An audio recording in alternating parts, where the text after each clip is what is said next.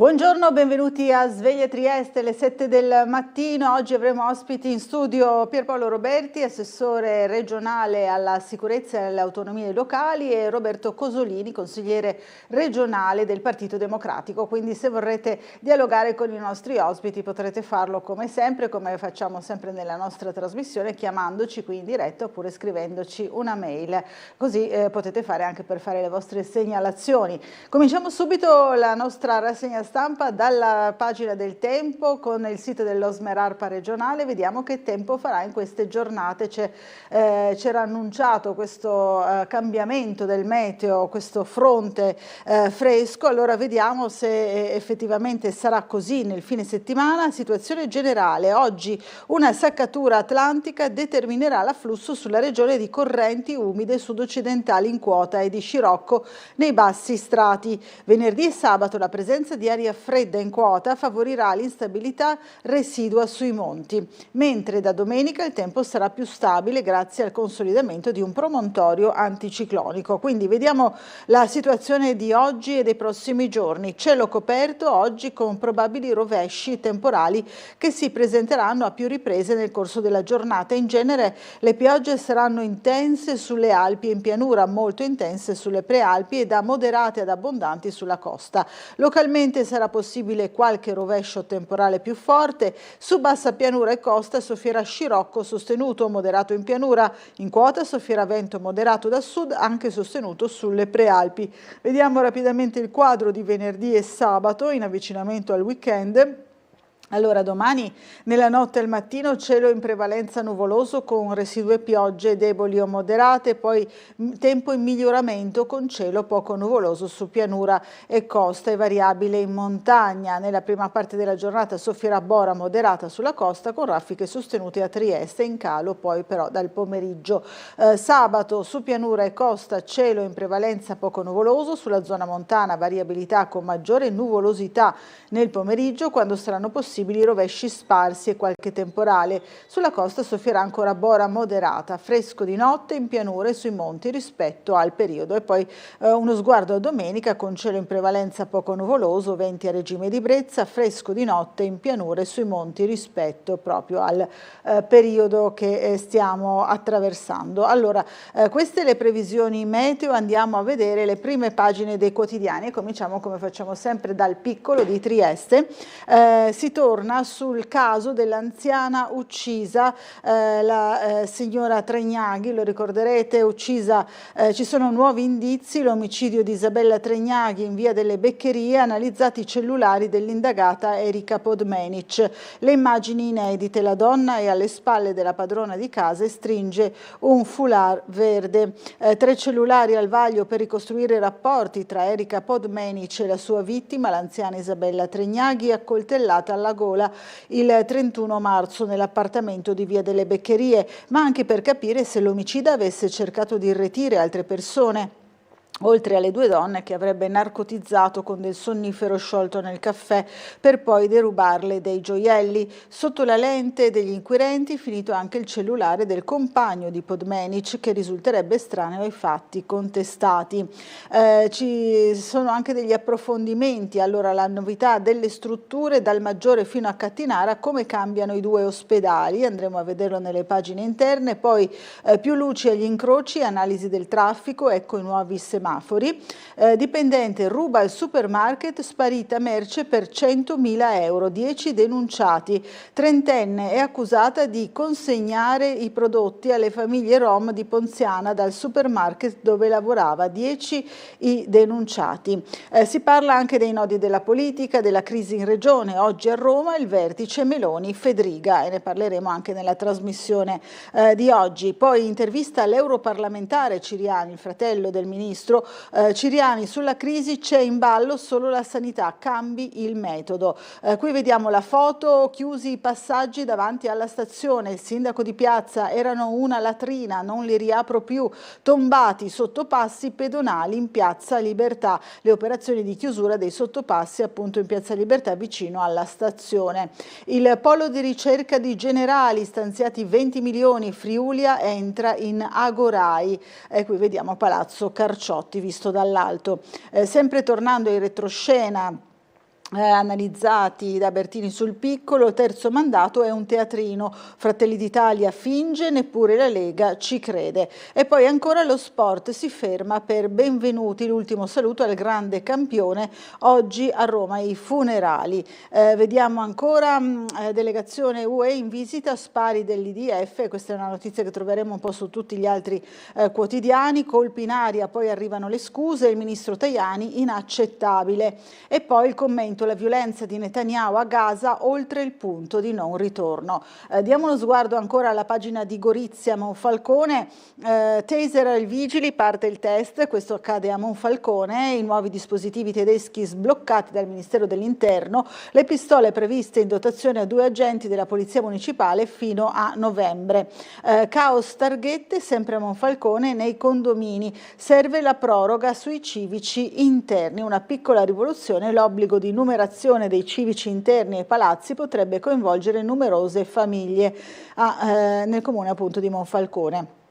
A Ruba nelle edicole topolino ambientato al castello di Gorizia, la particolarità, andremo a vedere anche questo.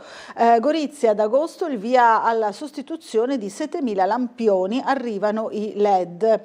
Qui vediamo una bella immagine del comune, del municipio di Gorizia, la tappa transfrontaliera di sabato, le 2 Gorizie vestite di rosa per il Giro d'Italia. Sabato è in programma la tappa transfrontaliera che toccherà anche Coglio e Brda. Stanziati 20 milioni, Friulia entra in Agorai anche qui, e vediamo appunto anche qui viene ricordato Nino Benvenuti, oggi i funerali a Roma, ma anche il concerto a Gorizia il 23 giugno, Meta, Pelù, Biondi al Safety Love, il concerto appunto sempre nell'ambito di Go 2025. Andremo a vedere poi le pagine interne dei quotidiani, ma andiamo ai quotidiani nazionali. Corriere della Sera, Gaza, fondo di Netanyahu, come vi dicevo questa è la notizia principale su tutti i giornali.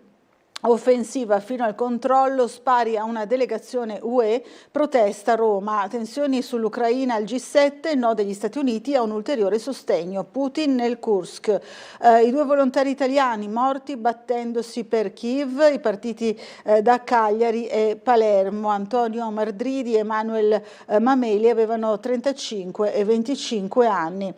Qui vediamo poi ancora gli altri casi di cronaca, Pavia, l'inchiesta su Sempio, si parla del delitto di Garlasco, gli SMS della madre che indeboliscono l'alibi, il consulente dei Poggi, dubbi sull'impronta, il rapporto Istat, più ultra ottantenni che bambini nel paese che impoverisce, e poi la tragedia sabato a 4.000 metri, Alessandro e Giorgia travolti dalla valanga in Svizzera. Vediamo La Repubblica, Israele spara, Gaza muore, questo è il titolo. A Jenin colpi d'avvertimento dell'esercito durante missione internazionale, il viceconsole italiano, attimi di paura, l'ira dell'Europa, convocati gli ambasciatori, ancora bloccati gli aiuti, Netanyahu, controlleremo tutta la striscia, la diplomazia di Leone per la pace, l'approfondimento di Lucio Caracciolo, poi ancora Garlasco, nuova impronta, gli appunti di Sempio, ho fatto cose brutte,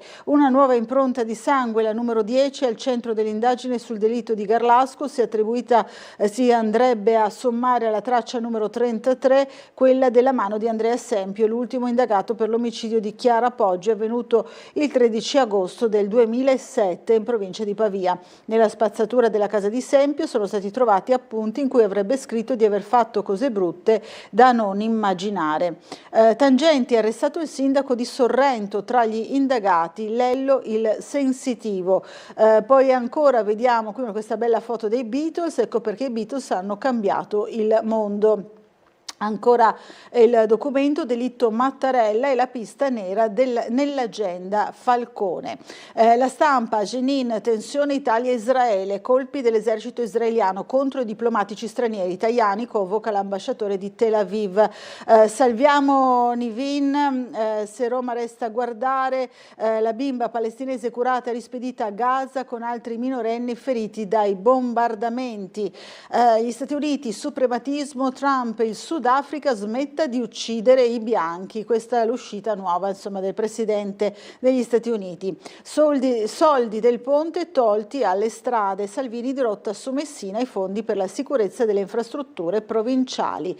Il Fatto Quotidiano, riarmo UE, primi 150 miliardi, il governo dice un'altra volta sì. Lavoro, salari, povertà, l'Istat sbugiarda Meloni. L'età dell'oro, più lavoro solo per over 50, effetto Fornero. Tutta propaganda, l'Italia ha il tasso di occupazione più basso dell'Unione Europea e un potere d'acquisto a meno 4,4% del livello pre-Covid. In Spagna è al più 3,9%, tanto per fare un paragone con paesi vicini. Il Giornale, crisi Israele-Italia, caso diplomatico, l'esercito di Tel Aviv spara sulla delegazione europea e sul nostro vice console, Roma convoca l'ambasciatore, protesta per l'azione a Gaza. Poi ancora intervista a Minoli, io violentato da una donna quando ero un ragazzino, mafia e satanismo, quei teoremi su Garlasco, nuovi dettagli dalla perizia contro Sempio. Ancora andiamo a vedere Libero, quanto può costare l'errore su Garlasco, caos giudiziario, se Stasi fosse scagionato sarebbe risarcito per circa 4 milioni, quanto vale una vita rovinata dalle toghe, accusa, difesa, indagini. La tragedia a Milano, muore un altro ragazzo, di chi è la colpa? Basta giustificare chi fugge dalla polizia, scrive Daniele Capezzone. Piazzata alla Camera, compagni show e il Parlamento diventa Gaza. Domani Israele spara, fuga dei diplomatici, la destra muta sulle stragi di Gaza. Ucraina, la tregua è una chimera, Putin torna a minacciare nuovi attacchi. Qui vediamo ancora Onorato si dimetta, bufera a Roma, dopo l'inchiesta del Domani su case e conflitti di interessi. Fratelli d'Italia, Lega e 5 Stelle contro l'assessore. Il Sole 24 Ore, Jenin, spari israeliani sui diplomatici europei, convocato l'ambasciatore, ONU a Gaza nessun aiuto consegnato finora, scorte di cibo esaurite, laureati in fuga 97.000 via dall'Italia. Questo è l'approfondimento del Sole 24 Ore del quotidiano economico. Allora torniamo sul piccolo di Trieste per le notizie di casa nostra, per quelle relative alla crisi regionale. Qui vediamo delle foto insomma significative. Il vertice Fedriga e la Premier. Oggi nella capitale il confronto fra Meloni e il governatore, la ricerca di una soluzione alla crisi di maggioranza. Dalla pacificazione alla rottura, tutte le ipotesi sul tavolo. Giornata preparatoria nel Palazzo di Piazza Unità. La possibile mediazione e le garanzie per il seguito della legislatura. Resta l'opzione del rimpasto. Le opposizioni all'attacco, Fedriga fugge e si nasconde, dicono, la protesta in aula continua. E poi vediamo il gruppo del Patto con i cartelli di protesta esibiti in Consiglio regionale.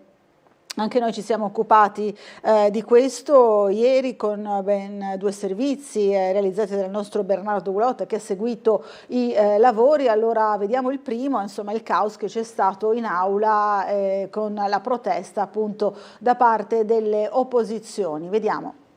Io decido come guidare. Perché non sei padrone in quest'aula, c'è un regolamento. L'applico io, regolamento lo applico. Ed è una vergogna. Stai facendo. Ora smetto, lo faccio allontanare. Smetto, lo faccio allontanare. Lo faccia, Presidente, lo faccia, così si assume le responsabilità di quello che state facendo. Vergognatevi. Non c'è pace in Consiglio regionale. L'opposizione pressa per avere informativa dal Presidente Fedriga sulla crisi del centrodestra e batte sul tasto della legittimità o meno da parte degli assessori che hanno rimesso le proprie deleghe a fare come se nulla fosse. Dire che in qualche modo rimettono le deleghe, che cosa significa? È soltanto così uno scherzo? Allora forse ha ragione davvero il ministro Ciriani quando dice che qui si scherza un po' troppo. Il programma prevedeva il question time con le interrogazioni e la risposta degli assessori. Il copione però è stato illustrazione della tematica da parte di ciascun consigliere di centrosinistra che una volta conclusa la domanda esce dall'aula per protesta. Venga il Presidente Fedriga a riferire in aula a dirci come stanno le cose, ci dica se la Giunta è operativa oppure no. Invece anche oggi il Presidente Fedriga ha preferito congedarsi dai lavori dell'aula, non si fa vedere, continua a nascondersi in attesa di un fantomatico incontro con il primo ministro Meloni. Insomma, io credo che questo sia completamente sbagliato. Evidentemente quella della emissione delle deleghe degli assessori è una pagliacciata, è una buffonata. In tutto questo tensioni, proteste e gli assessori che hanno risposto senza interlocutore alle domande poste, una polemica che amplifica la crisi di maggioranza e che di fatto influenza in parte i lavori del Consiglio. Ci faccio dare un parere dagli uffici, pretendo che lei abbia un parere dagli uffici sul fatto che non si possa sindacare, che non si possa motivare il ritiro. Mandami fuori tu, assessore. Mandami fuori tu, visto che ci stai qua soltanto perché qualcuno ti ha nominato, perché i voti per starci qui non li hai.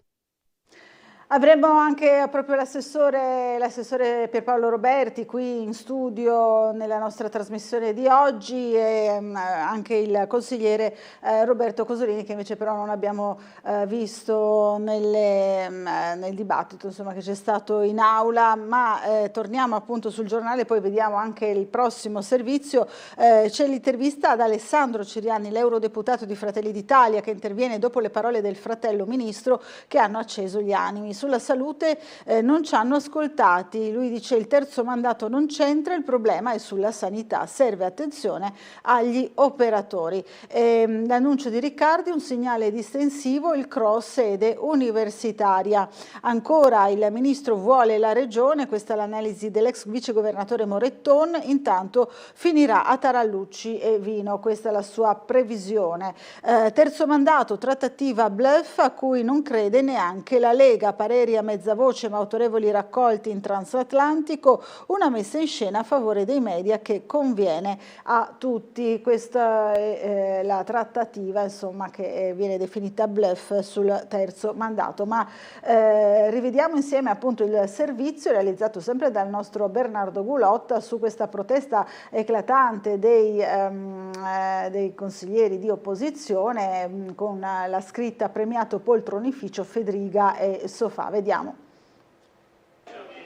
Premiato poltronificio Fedriga e Sofà, questi cartelloni esposti dall'opposizione regionale dopo l'ennesima movimentata seduta in Consiglio. Dopo la protesta con l'uscita dall'aula durante il question time, l'ala sinistra del Parlamentino di Piazza Oberdan ha esposto i fogli con una poltrona e la frase annessa, criticando ciò che definiscono un gioco di palazzo in atto nel centrodestra solo per questioni di careghe. Il vero tema è quello del terzo mandato ed è quello di una poltrona a cui qualcuno vuole rimanere attaccato. Allora, siccome noi alle poltrone non siamo attaccati come voi, no? E il beneficio rimane in centrodestra, allora noi ci lasciamo l'aula. Un teatrino, il commento della maggioranza per voce dei consiglieri Giacomelli e Cabibbo. Qui qualcuno non ha capito niente, o non hanno capito niente loro o non ho capito niente io, perché io pensavo che si venisse in Consiglio regionale per fare leggi, per cercare di migliorare la condizione del territorio, per cercare di dare una mano su questioni centrali come sanità, economia, lavoro, educazione, e invece mi sbagliavo, si viene in aula per fare del teatro. Credo che sia stato uno spot del centro-sinistra per invitare il centrodestra a trovare quella sintesi che abbiamo sempre trovato anche questa volta. È agghiacciante l'idea che persone così governino la regione. Mi sembra un comportamento assolutamente incoerente quello dell'opposizione che chiede serietà, che chiede di poter portare avanti i provvedimenti e che però poi ieri ha abbandonato l'aula, oggi sta creando ostruzionismo, sta facendo un po' alcuni giochetti non molto chiari. È chiaro che all'interno di una coalizione bisogna anche fare delle rinunce, dare qualcosa per ricevere dell'altro e soprattutto tutti devono avere la stessa dignità. Quindi io mi auguro che questa crisi si ricomponga il più velocemente possibile, perché sono tante le cose che dobbiamo fare e non credo che sia utile a nessuno trascinare una situazione di questo tipo. Ci colleghiamo ora con la sala operativa della Polizia Locale per vedere qual è la situazione del traffico in città. Abbiamo al telefono il commissario Fulvio De Grassi. Buongiorno. Sì, buongiorno a lei, Bucarelli, a tutti i telespettatori. Cominciamo con il dire che per quanto riguarda la notte appena trascorsa, fortunatamente nessun incidente, solamente controlli di routine. mentre invece dalle 22 alle 1:40 di questa notte siamo stati impegnati per una perdita di sostanza oleosa da Piazza Foraggi si estendeva per tutto il viale d'Annunzio fino al largo Barriera. Siamo stati impegnati appunto questo tempo per le operazioni di bonifica, di pulitura del manto stradale. Fortunatamente non si segnalano danni a persone o a cose a seguito di questo sversamento. Bene. Quanto riguarda la mattinata odierna, al momento, da quanto posso vedere, il traffico comincia pian pianino a intensificarsi, anche se ancora abbastanza ovviamente tranquillo. Per quanto riguarda i giorni passati, sempre traffico nella norma stagionale. Per lavori o quant'altro abbiamo una segnalazione per strada del Friuli all'intersezione con via Aquileia al rifacimento della segnaletica orizzontale. Da questa mattina alle 8 fino alle 12 avremo una pattuglia nostra sul posto per i controlli del caso. In agenda per questa sera abbiamo dalle 19:15 alle 20:15 una processione che partirà dalla chiesa parrocchiale di Via Llocchi 22, percorrerà la via Santa Giustina, la via Franca, la via Santa Rita per poi tornare in chiesa in Via Llocchi appunto 22. Ci saranno circa un centinaio di fedeli, perciò attenzione, ripeto, dalle 19:15 alle 20:15 potrebbero esserci dei problemi in questa zona. Bene. Al momento, ripeto, non abbiamo niente in atto, nessun incidente fortunatamente da segnalare. Io vi restituirei la linea. E allora la ringraziamo, le auguriamo buon lavoro sia a lei che ai suoi colleghi. Arrivederci allora al commissario De Grassi, poi ci risentiremo naturalmente anche all'ora di pranzo. Noi torniamo a leggere i giornali, vediamo ancora il piccolo di Trieste con le pagine dell'attualità nazionale. Vediamo che c'è l'intervento, il monito del presidente Mattarella per l'Unione Europea: è tempo di fare un salto di qualità.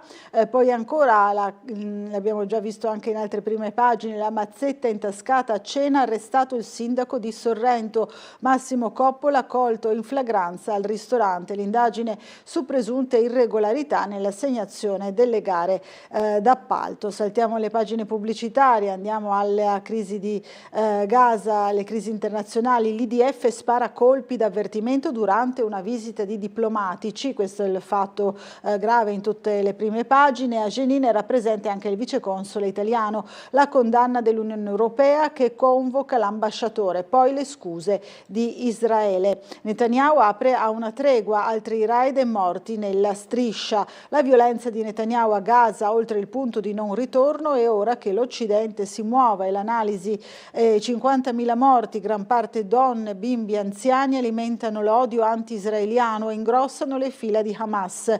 2 stati, unica soluzione, ma rimane in stallo. La presa di posizione: Putin in Kursk, colloqui fermi, nessun invito dal Vaticano. Altri 2 foreign fighters italiani morti al fronte in Ucraina, l'abbiamo visto anche in prima pagina, il palermitano Dridi e il sardo Mameli. L'Italia è un paese sempre più vecchio, gli over 80 superano i bimbi under 10. Le nascite sono al minimo storico con solo 370.000 neonati nel 2024. Gli ultra ottantenni sfiorano quota 4,6 milioni. Questa è l'analisi del rapporto Istat sulla popolazione italiana, il rapporto annuale sulla popolazione. Nel 2024 ci sono stati 352.000 nuovi occupati, ma l'80% tra gli over 50, ed è l'effetto, appunto, si diceva, della legge Fornero e sempre del ritardo dell'ingresso alla pensione. Quindi questa è l'analisi. Allora andiamo a vedere il libro. Leonardo ha 6 eredi, lo indica il cromosoma, 5 sono ancora vivi. Allarme adolescenti, per 1 miliardo di loro la salute è a rischio, l'analisi di Lancet. Il silenzio dello sport italiano per l'ultimo saluto a Benvenuti, minuto di raccoglimento prima delle gare, oggi i funerali. A Trieste luogo e statua dedicata dedicati al campione. Questa è l'iniziativa lanciata ieri dall'assessore regionale Fabio Scoccimarro, anche lui pugile, anche lui amico proprio personale di Nino Benvenuti, della leggenda del pugilato, originario istriano di Isola d'Istria, ma triestino assolutamente d'adozione. Allora rivediamo insieme il servizio su questa proposta dell'assessore. Al netto del mio rapporto personale di famiglia con Nino Benvenuti, d'accordo con il vicepresidente Anzil, abbiamo pensato che in occasione del campionati italiani di pugilato, che dopo 60 anni si svolgono a Trieste, gli assoluti, per quelli che daranno le maglie azzurre ai nostri pugili, per le Olimpiadi, bene, in quell'occasione vorremmo presentare il progetto di una statua in bronzo dedicata alla leggenda Nino Benvenuti. E la proposta dell'assessore regionale Fabio Scoccimarro, presentata insieme all'assessore alla cultura Mario Anzil, al sindaco Roberto Di Piazza, all'indomani della scomparsa del campione del mondo di pugilato. Nino Benvenuti, ha scritto l'assessore nelle motivazioni, è stato un esempio concreto di ciò che significa il valore sportivo e soprattutto umano. Non solo ha dato lustro alla città e alla nazione come campione del mondo dei pesi medi e medaglia d'oro alle Olimpiadi di Roma 60, ma ha continuato a illuminare gli animi con il suo esempio anche dopo la fine della carriera agonistica,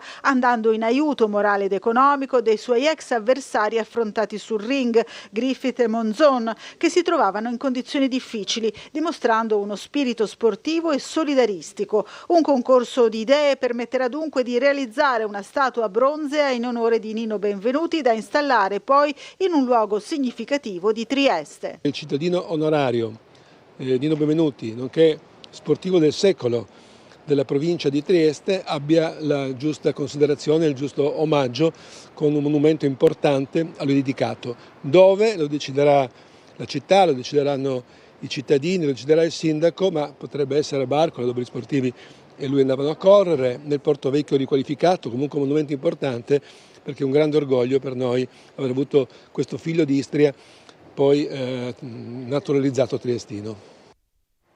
E vediamo ancora sul giornale, lui e il cinema da pugile a pistolero, con Gemma negli spaghetti western, Vivi o preferibilmente morti, il debutto del 69 con Ennio Flaiano alla sceneggiatura. Nino dovette imparare a colpire con pugni lenti, nel 76 un poliziesco nella parte di un boss.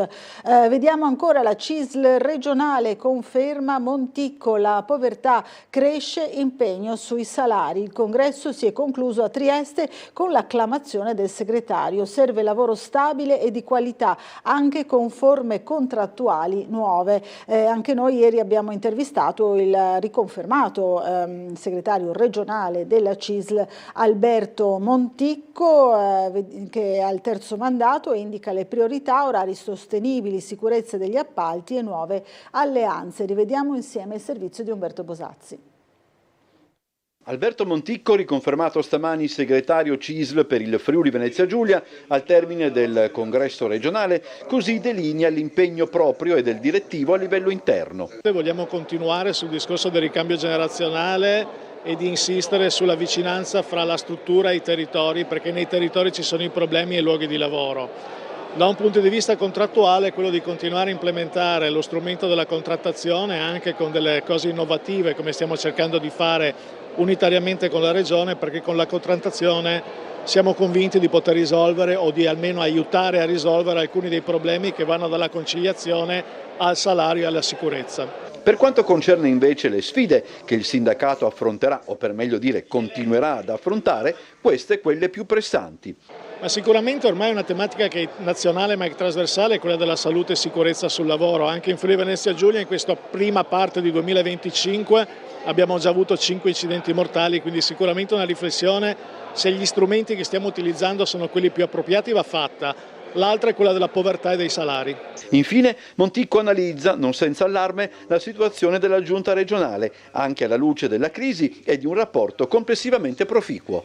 Mi preoccupa il fatto che un'instabilità politica, che fino adesso in questo periodo non era il problema di questa regione, possa, in un momento in cui con 150 crisi di aziende aperte, con alcuni provvedimenti che eravamo in procinto di verificare sul mondo degli appalti e del subappalto, proprio una logica salariale di sicurezza, quello di andare in uno stop per l'ennesima campagna elettorale sarebbe una perdita di tempo ma un danno per tutto il territorio. Allora, dobbiamo fermarci per una breve pausa pubblicitaria, ci rivediamo subito dopo ancora con la nostra rassegna stampa.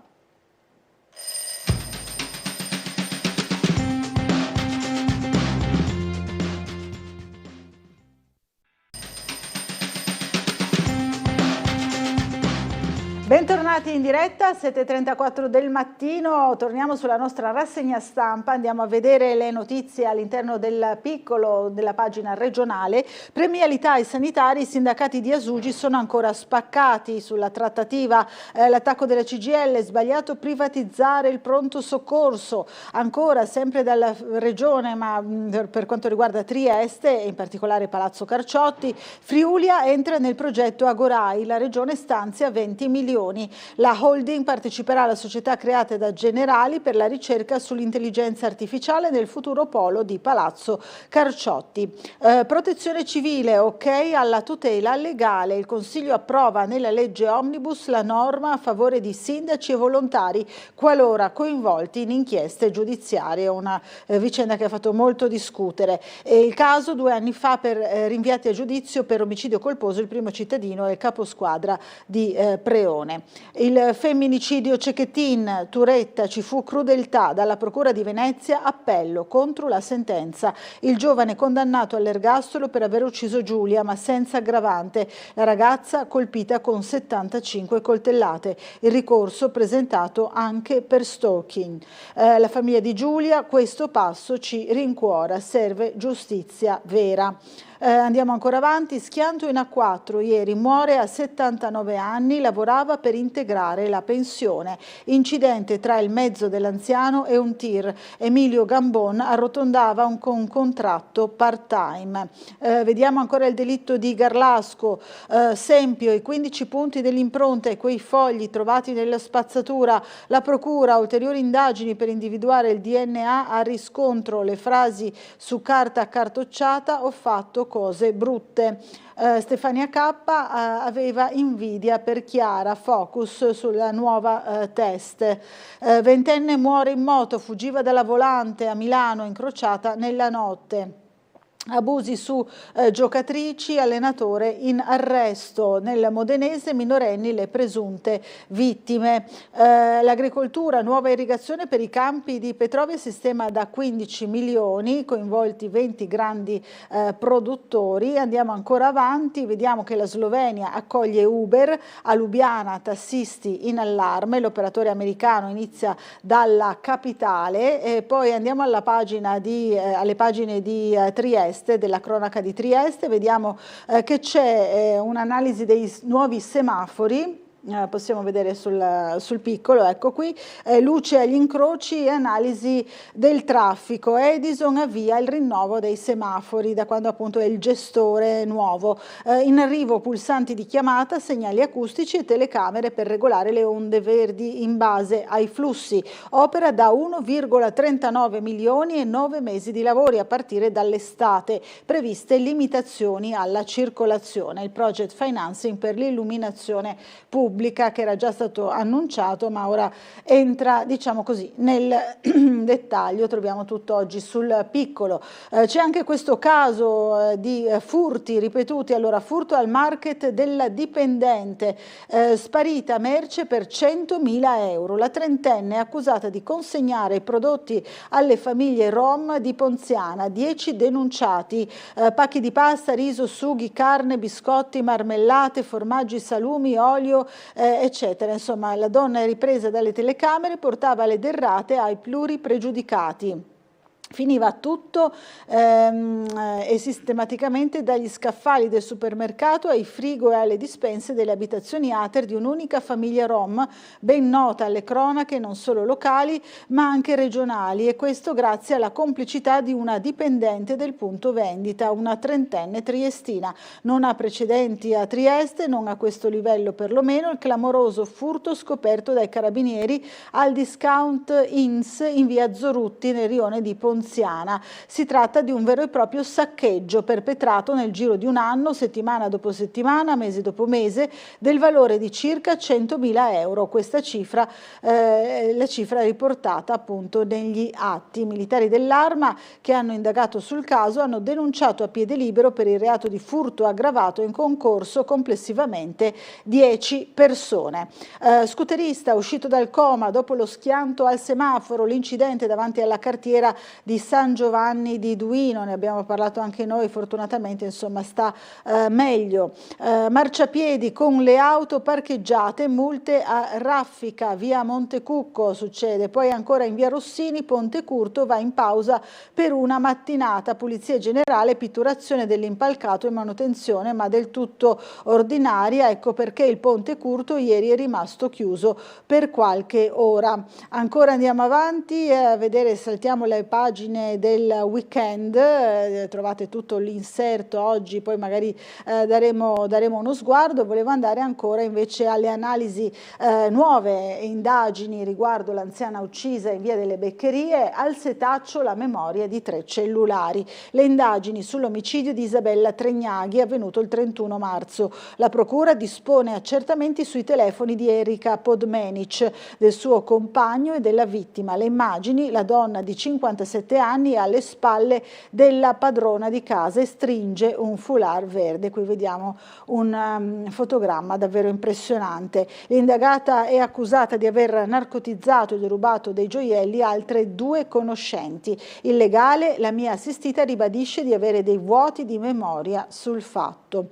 Una famiglia triestina per la bimba che vegliò in casa la mamma morta, il comune trova una sistemazione, l'avevamo già raccontato anche noi, alla piccola che ha 6 anni ed è disabile, si attende l'arrivo della nonna dall'Ucraina. Il maggiore trasformato, corsa contro il tempo per la casa di comunità, deve essere consegnato entro marzo 2026, centrale operativa territoriale finita. Il nosocomio ha cambiato volto ma per questo necessita di un'adeguata cartellonistica. Il giardino Micheletti risulta curato, gli alberi pericolanti sono stati abbattuti e sostituiti con altre piante. Questa è l'analisi sull'ospedale Maggiore, ma c'è anche l'analisi di Cattinara, eccola qui. Prende forma la terza torre nel cantiere di Cattinara, via i carotaggi all'ex Pineta per il nuovo Burlo Garofalo. Gli operai stanno concentrando l'attività sulla palazzina che ospiterà anche i laboratori e i servizi. Sarà pronta entro il 30 giugno del prossimo anno, del 2026. Qui vediamo anche la notizia che c'era in prima pagina con una foto, sanificati e sigillati i sottopassi pedonali di Piazza della Libertà. Erano una latrina, ha detto il sindaco di Piazza, diventati ingestibili, non li riaprirò più. Repini del Partito Democratico è perplessa, manca una visione complessiva, dice la consigliera comunale del Partito Democratico, visti anche i lavori che erano stati fatti proprio all'interno per migliorare questi sottopassi. La celebrazione di sabato a San Giusto, c'è la giornata del decorato aspettando la nuova alabarda, anche questo è un tema frequente qui a Sveglia Trieste. Poi ancora il centro congressi e fiere di Portovecchio, Generali Convention Center, approvato scusate, il bilancio 2024. Allora, noi per quanto riguarda la cronaca, ieri ci siamo occupati in modo particolare di varie risse e violenze che si sono verificate nel fine settimana e anche nei primissimi giorni di questa settimana in varie zone della città, a cominciare dalla zona di Via Sette Fontane e Piazza Perugino. Allora, rivediamo insieme il servizio di Gianluca Paladini.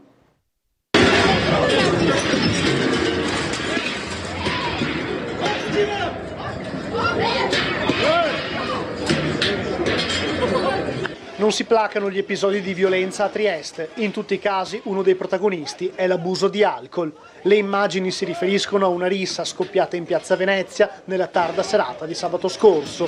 La scena che vediamo è da vero e proprio Far West. Lancio di oggetti, sedie che volano, urla e insulti, calci e pugni. I partecipanti, tutti cittadini originari dell'Est Europa. Sul posto è intervenuta la Polizia di Stato che sta procedendo con le identificazioni. Questura impegnata anche nella tarda serata di lunedì. Questa volta il teatro della violenza è via Sette Fontane, nei pressi di un bar dove già in passato le forze dell'ordine sono intervenute più volte. I poliziotti sono arrivati sul posto alle 23 per una lite scoppiata fra un uomo e una donna. Quest'ultima aveva ricevuto minacce e schiaffi sul viso. I poliziotti, intervenuti insieme ai carabinieri, hanno immobilizzato l'uomo. È stato necessario ammanettarlo per spegnere i bollenti spiriti. Anche in questo caso il protagonista è l'abuso di alcol. L'aggressore è stato denunciato. A 2 ore da quell'episodio, nuovo intervento delle volanti della polizia nella stessa zona. Stavolta la chiamata è arrivata per l'agitazione di alcuni clienti all'interno del bar. Era passata l'1 di notte e la barista si era rifiutata di servire ancora da bere. Gli avventori si sono arrabbiati con la donna, una lite poi allargatasi ad altre persone. Le indagini sono in corso. Allora torniamo sul piccolo, vediamo anche le notizie dai paesi vicini, dai comuni vicini. I Pastini di Contovello blindati con i muri in cemento armato, il cantiere da 350.000 euro a carico della regione. Dopo la vendemmia completati i lavori di rinforzo e le vasche di irrigazione. Le antiche pietre saranno recuperate e utilizzate per una copertura estetica. Vediamo ancora terrapieno di acquario con servizio salvamento e assistenza bagnanti. Duino Aurisina rinnova il patto con Terracina.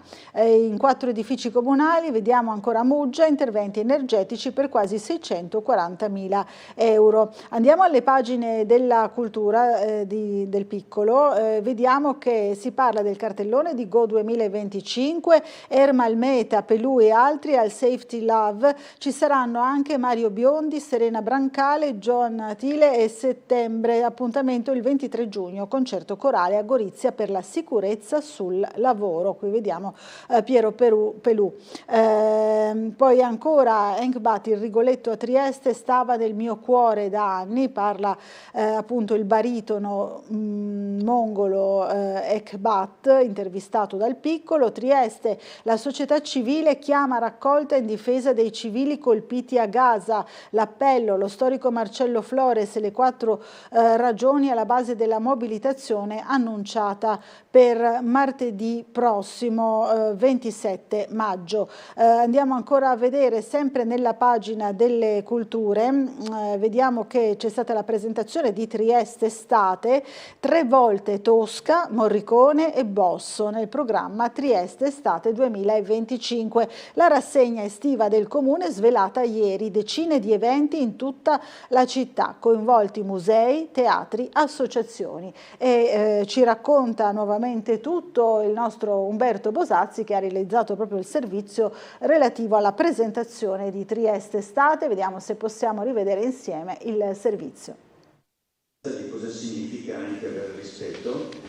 Curata da Gabriele Centis per la parte musicale e Lino Marrazzo per il teatro, Trieste Estate torna quest'anno dal 5 giugno al 14 settembre. La rassegna presentata stamani in Sala Luttazzi proporrà circa 300 spettacoli fra musica, teatro, danza, cultura ed eventi. Trieste Estate comprende le rassegne e i festival che tradizionalmente animano la città durante la bella stagione, dal Festival dell'Operetta al Faro della Società dei Concerti, da Trieste Love Jazz ad Approdi, dal Triskel allo Shorts International Film Festival. Contrada Stabile, Sloveno e Miela avranno il proprio spazio con Let's Play al Museo Sartorio, laddove, detto dell'impegno dello Stabile del Friuli Venezia Giulia, già monta l'attesa per la Tosca del Verdi al Castello di San Giusto e per un concerto dedicato a Ennio Morricone. Dove abbiamo migliorato rispetto agli altri anni? Certamente nelle periferie, perché le periferie sono un punto essenziale, non si può dire che ci sono gli eventi in Piazza Unità o Piazza Verdi eccetera e magari nelle periferie trascuri.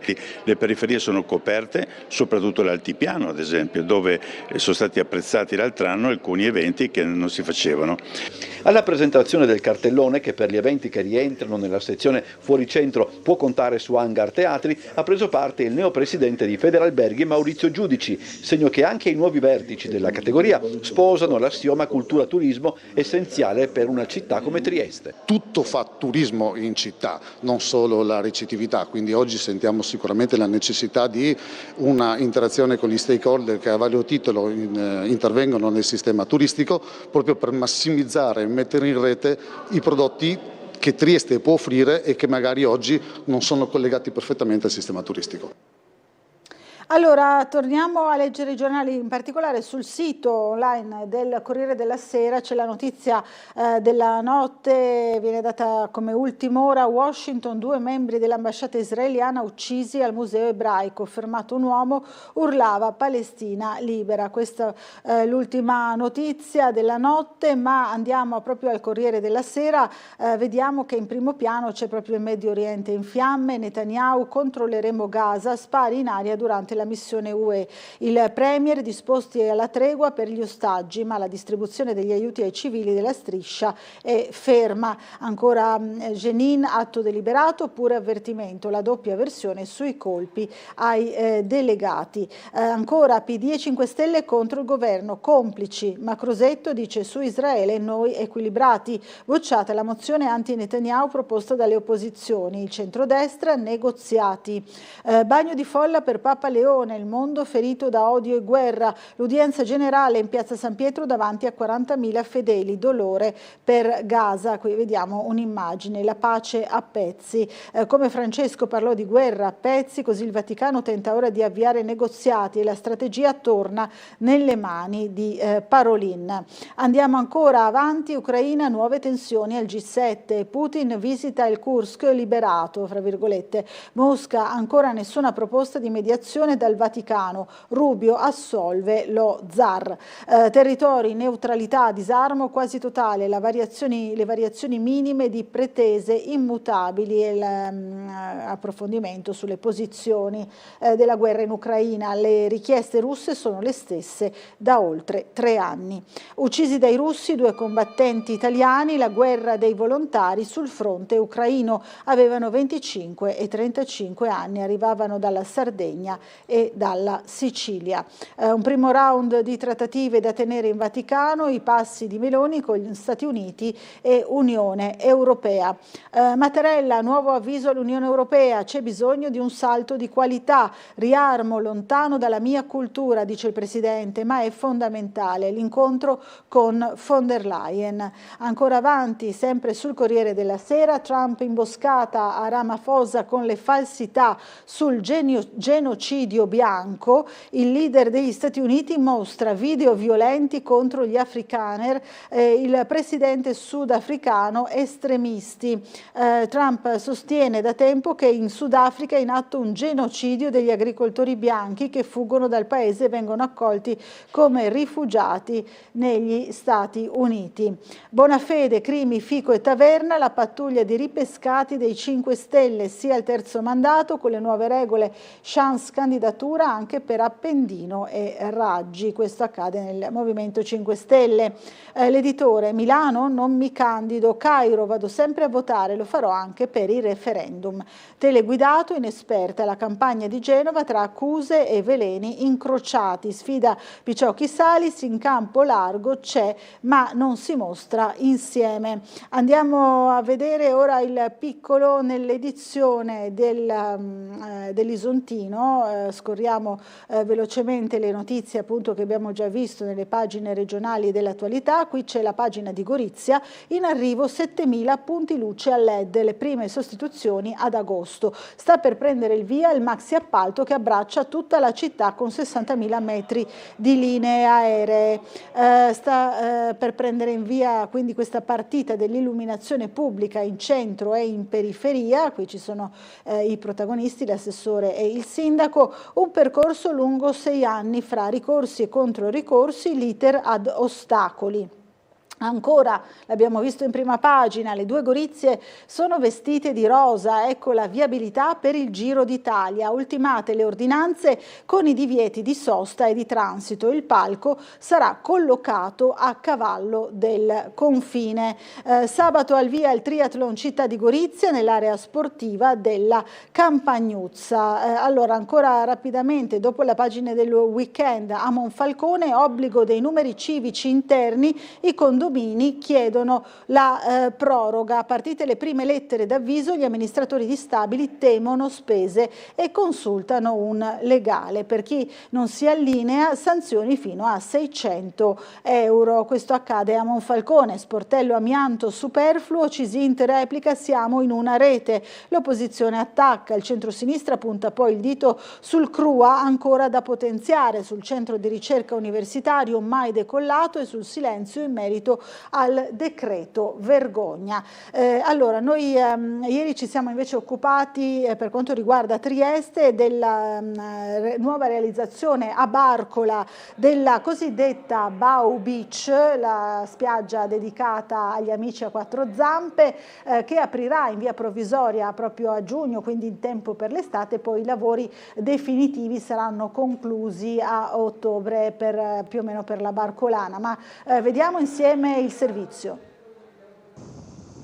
Assessore Lodi, a Barcola sta prendendo forma la Bau Beach, che vedrà una sua parentesi di apertura, benché non ancora definitiva, quest'estate. Sì, finalmente riusciamo a vedere la luce dopo il tunnel, perché avevamo questo progetto in piedi che a causa delle mareggiate e dei danni che avevamo fatto sul lungomare non avevamo potuto realizzare lo scorso anno, lo realizziamo quest'anno, ci sarà un'apertura provvisoria dell'area cani, quindi il cantiere finirà ad ottobre dopo Barcolana, ma vogliamo avere un accesso per i nostri amici a quattro zampe già da questo giugno.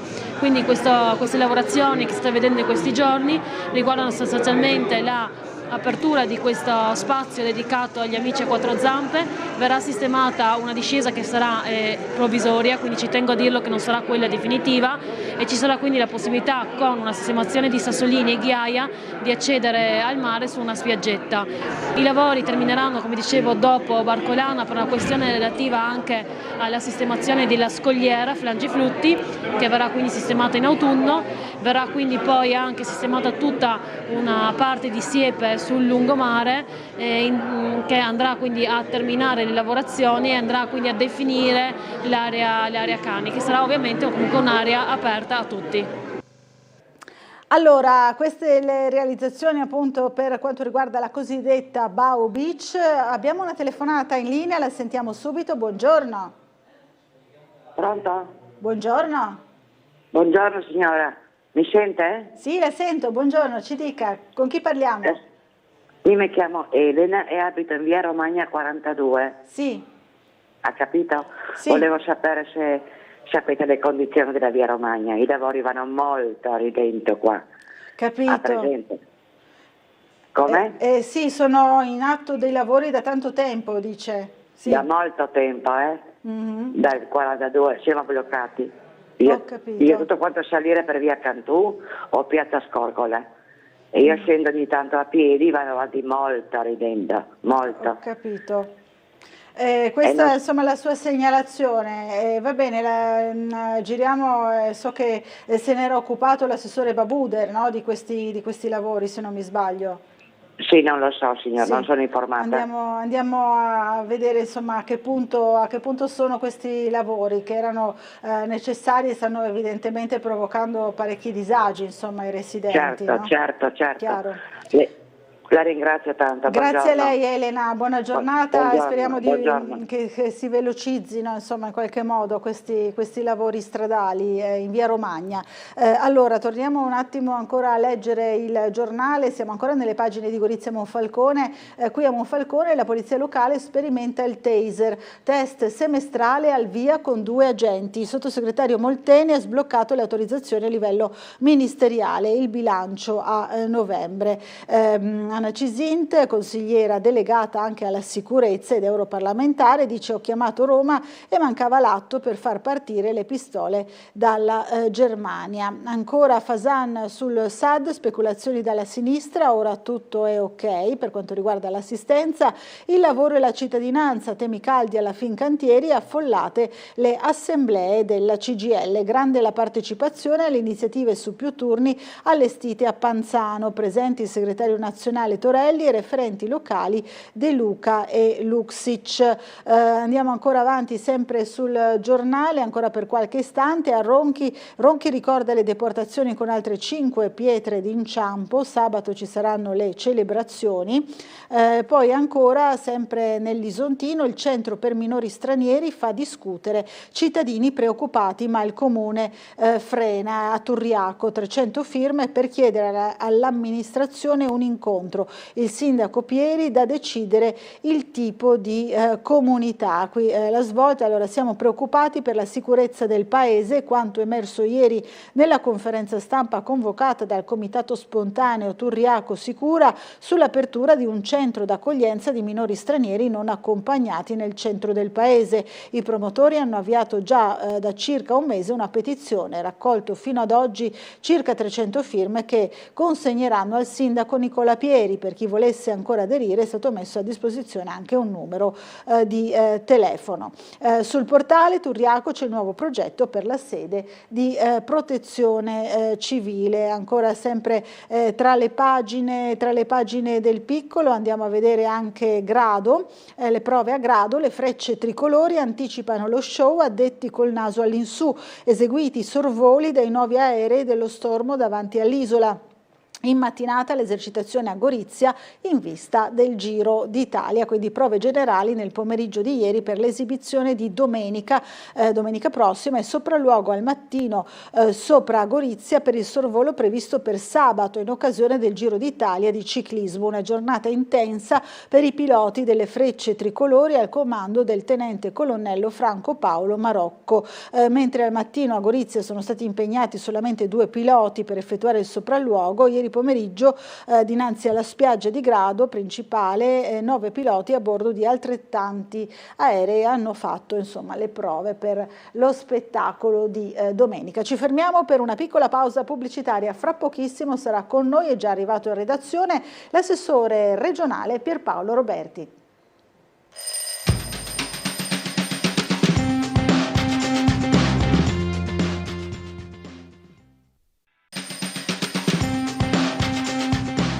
Bentornati in diretta, 8:05 del mattino, diamo subito il buongiorno all'assessore regionale Pierpaolo Roberti. Buongiorno a voi, buongiorno a tutti. Grazie di essere qui, assessore. Dopo un paio di sedute del Consiglio regionale piuttosto movimentate, le abbiamo documentato anche noi con i nostri servizi, sta davvero succedendo di tutto, con questa crisi in maggioranza. Oggi è il giorno decisivo, il vertice del Presidente Fedriga con la Premier Giorgia Meloni. Che cosa succederà non si può ancora sapere. Non possiamo saperlo ovviamente. Però intanto possiamo commentare che cosa è successo finora, no? Certo. È successo che c'è stato un problema di carattere politico riguardo un'uscita secondo me inopportuna su un tema di stretta competenza regionale. Le cose si possono fare, ci si può parlare, si può discutere, ma quella secondo noi è stata un'uscita inopportuna. È chiaro che questo ha scatenato tutta una serie di reazioni, tra cui quella che appunto ha portato a una crisi di maggioranza e la remissione delle deleghe degli assessori, tra cui anche le mie. Remissioni che significa sostanzialmente dire al Presidente: guarda, è una situazione complicata, si è venuta a creare una situazione difficile, io ti consegno le deleghe, tu fanne quello che vuoi, per avere mano libera nelle trattative. Fare quello che vuoi cosa vuol dire sostanzialmente come atto politico? Vuol dire: guarda, se tu hai bisogno per sistemare la situazione e continuare a governare al meglio, tenendo insieme una coalizione che fino ad oggi ha lavorato bene, portando dei benefici alla Regione Friuli Venezia Giulia, come è accaduto in questi ultimi 7 anni, con dei bilanci che si sono via via sempre di più ingrossati e con risorse che via via sempre più consistenti sono arrivate al territorio.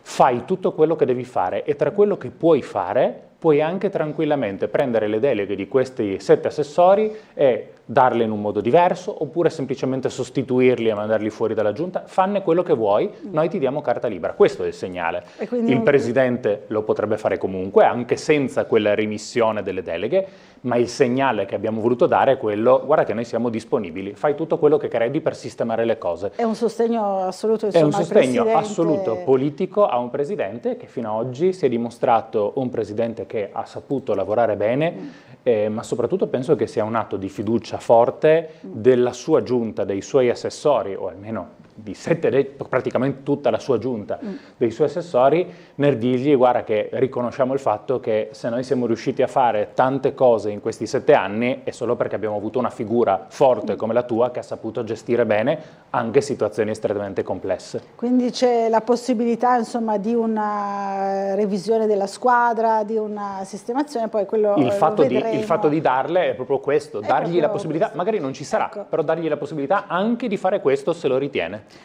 Quindi in sostanza l'incontro, noi finiamo la trasmissione prima dell'inizio dell'incontro, potrebbe essere anche che questo pomeriggio in realtà non ci sono più come assessore. Non c'è più come assessore, ma staremo a vedere, insomma, che cosa ci risentiamo il pomeriggio, ci bene. risentiremo sicuramente al pomeriggio, proprio perché appunto l'incontro inizia proprio quando finiamo la trasmissione. Ieri le opposizioni, ieri e l'altro ieri, hanno puntato un po' il dito, no, contro proprio questa che hanno chiamato mancanza di trasparenza, perché la remissione delle deleghe, che adesso ha spiegato, insomma, in questo modo, è stata letta come: ma allora gli assessori sono nel pieno delle loro facoltà, insomma, di poter operare, di poter rispondere in aula, eccetera, no? È stato un po' questo il motivo l'opposizione ovviamente fa il suo lavoro, è normale, sta nel gioco delle parti. Secondo me lo fa nel modo sbagliato, in un modo eccessivo, ma vabbè, questo non sta a me giudicarlo, lo giudicano i cittadini con il voto. Dopodiché la situazione è estremamente chiara, l'opposizione sa benissimo che quello che è successo, cosa è successo? La messa a disposizione delle proprie deleghe è un'iniziativa di carattere politico, non è formale, non è che la giunta si è dimesso, perché là vuol dire sostanzialmente sfiduciare il Presidente, invece no, è proprio il contrario. Io ti voglio dare più forza e ti dico: tratta sapendo che puoi trattare anche sulla mia persona, fai quello che vuoi di me, fai quello che vuoi della giunta, fai quello che vuoi della squadra, l'importante è che riesci a portare a casa l'obiettivo, e l'obiettivo deve essere quello di continuare a lavorare con serenità per portare dei risultati alla Regione Friuli Venezia Giulia. Dopodiché, ripeto, le opposizioni fanno tutto quello che ritengono di fare. Personalmente, prima dicevo che secondo me hanno sbagliato, hanno fatto in modo eccessivo, ma per un semplice motivo: noi in questi giorni appunto eravamo in aula, abbiamo continuato a lavorare, abbiamo portato a casa un provvedimento ieri di oltre 100 articoli, l'altro ieri di oltre 100 articoli più gli emendamenti. L'abbiamo portato a casa senza una discussione con l'opposizione, perché ha deciso di abbandonare l'aula. Ma la cosa paradossale è che in quel provvedimento c'erano tantissimi emendamenti che arrivavano proprio dall'opposizione, che sarebbero potuti essere discussi e magari anche approvati, con un contributo e con un apporto da parte dell'opposizione. La non presenza in aula ha portato al fatto non che li bocciassimo, perché non li abbiamo nemmeno bocciati, ma non essendoci chi ha presentato l'emendamento in aula, quell'emendamento non è potuto neanche essere stato discusso ed è caduto e basta. Allora, noi vogliamo che un'opposizione, chi sta a casa e ci guarda, vuole che l'opposizione abbandoni l'aula o vuole che l'opposizione porti un contributo che può essere condiviso o no dalla maggioranza, ma che ci provi almeno a portare un contributo per migliorare le cose, per migliorare un provvedimento normativo come quello, che era importante, era un provvedimento multisettoriale, cioè che vuol dire che riguarda tutte le materie di competenza della Regione. Il risultato è stato che noi abbiamo approvato quella legge su cui pensavamo di perdere tra una votazione, una discussione e l'altra 3 giornate, l'abbiamo approvata in 2 ore e senza il contributo dell'opposizione e con gli emendamenti dell'opposizione che sono stati stampati e cestinati perché non c'erano in aula. Non Poi erano ognuno presenti, fa le sue scelte, i consiglieri. Sempre su questo ci scrive anche il nostro telespettatore Alberto, dice: buongiorno, dice: certe cose sono preparate in anticipo, vedi tutti quei volantini in possesso dell'opposizione. E poi dice: perché non si può votare di sabato anziché lunedì? Buona giornata. Non so perché. Votare di sabato anziché lunedì, per le elezioni immagino stia parlando. Immagino per elezioni, probabilmente per elezioni, sì, però questo c'entrava poco insomma con... Cioè in aggiunta quindi alla domenica? Invece no, che... in realtà c'è stata anche un'occasione in cui abbiamo votato di sabato. È vero, abbiamo vero. fatto il allora diciamo che per legge, però... da spiegare, diciamo che per legge la giornata di voto è una. È esatto. una sola, rimane la domenica. Non ci sono mai 2 giornate di voto. Di solito si aggancia per favorire la partecipazione al voto una mezza giornata che è in aggiunta, è come se fosse un'estensione della domenica, quindi può essere agganciata o al lunedì o al sabato. Solitamente si preferisce farlo al lunedì. Ma perché? Perché è preferibile, siccome l'obiettivo appunto è quello della massima partecipazione al voto, di favorire la partecipazione al voto, il ragionamento che si fa è: se uno si è preso l'impegno di andare in vacanza quel weekend e sta via sabato e domenica, ha tutti e 2 i giorni in cui non va a votare. Esatto, se io ti metto anche il lunedì mattina, magari alle 7 prima di andare a lavoro il lunedì, puoi andare a votare tranquillamente, insomma, quindi questo però ci sono stati dei casi, adesso non mi ricordo in quale tornata, una delle ultime recenti, in cui abbiamo votato il sabato perché non mi ricordo che festività c'era, cosa c'era in quel momento, e abbiamo deciso di farlo il sabato prima. Quindi. E invece alle ultime votazioni per quanto riguarda i comuni del Friuli Venezia Giulia è stato deciso di prolungare l'orario nel lunedì. Allora noi abbiamo la grandissima fortuna, parlando di autonomia, di avere un'autonomia anche sul in tema elettorale, quindi possiamo gestirci noi, infatti la tornata elettorale, tutta la materia elettorale è di competenza nostra, la tornata elettorale per i comuni e le regioni a livello statale viene decisa dallo Stato, per noi invece lo decidiamo noi quando, di solito ci allineiamo, ma altre volte no. Questa volta non ci siamo allineati con lo Stato, l'abbiamo fatto in un periodo diverso proprio per favorire la massima partecipazione al voto, ma siamo andati ad intervenire per allungare il lunedì, perché c'era il tema della Pasqua ebraica di mezzo, una festività che coinvolge la comunità ebraica presente in regione e che tra i vari precetti indica anche la necessità di astenersi dal voto, quindi l'abbiamo prolungata per andare oltre all'orario della fine della Pasqua ebraica. Era doveroso insomma anche questa aggiunta, questo prolungamento. Allora, buongiorno, ci scrive Vadim: dopo tutti i soldi spesi per la loro ristrutturazione e pulizia, i nostri governanti hanno preso la drastica decisione di chiudere definitivamente i sottopassi di Piazza della Libertà, l'abbiamo visto oggi sul giornale, staremo a vedere ora se la colpa sarà come sempre degli altri invece di essere il sintomo della gestione fallimentare di ordine e sicurezza da parte di chi governa Stato, Comune, Regione ormai da anni. Insomma, un po' faticosa la frase, ma insomma si capisce bene, no? Il senso. Francamente non mi occupo dei sottopassi, dopodiché mi confronterò anche con il Comune per capire perché è stata presa questa decisione di chiuderli e qual è il tema rispetto alla sorveglianza. È chiaro che come ogni città, la zona della stazione è un problema sempre, basta aver girato un minimo in treno e capire che la nostra zona della stazione non ha niente a che vedere con le altre zone della stazione e non serve mica andare tanto lontano. No, infatti anche... Basta andare vicinissimo, un'ora di treno da qua, un'ora e mezza di treno da qua, trovi delle situazioni che sono molto complicate. Peggiori, sì. Alla prima grande stazione che trovi partendo da Trieste trovi dei grossi problemi. Dopodiché questo non è un motivo per non alzare la guardia sempre di più e per non tenere l'asticella alta su Trieste. Quindi cercherò di capire anche confrontandomi con il Comune quali strumenti possono essere messi in atto per garantire che ci sia un livello adeguato di sicurezza, di controllo, più che di sicurezza di degrado, perché quando si parla di sottopasso non si parla di un tema di sicurezza, ma si parla di degrado e vandalismo, danneggiamenti, eccetera, perché chiaramente è un luogo chiuso, non aperto agli sguardi da parte della popolazione, perché lo vedi soltanto quando ci passi. Quindi chi vuole deturpare un bene, chi vuole danneggiare un bene pubblico, là sotto è molto più agevolato perché è al riparo da occhi indiscreti.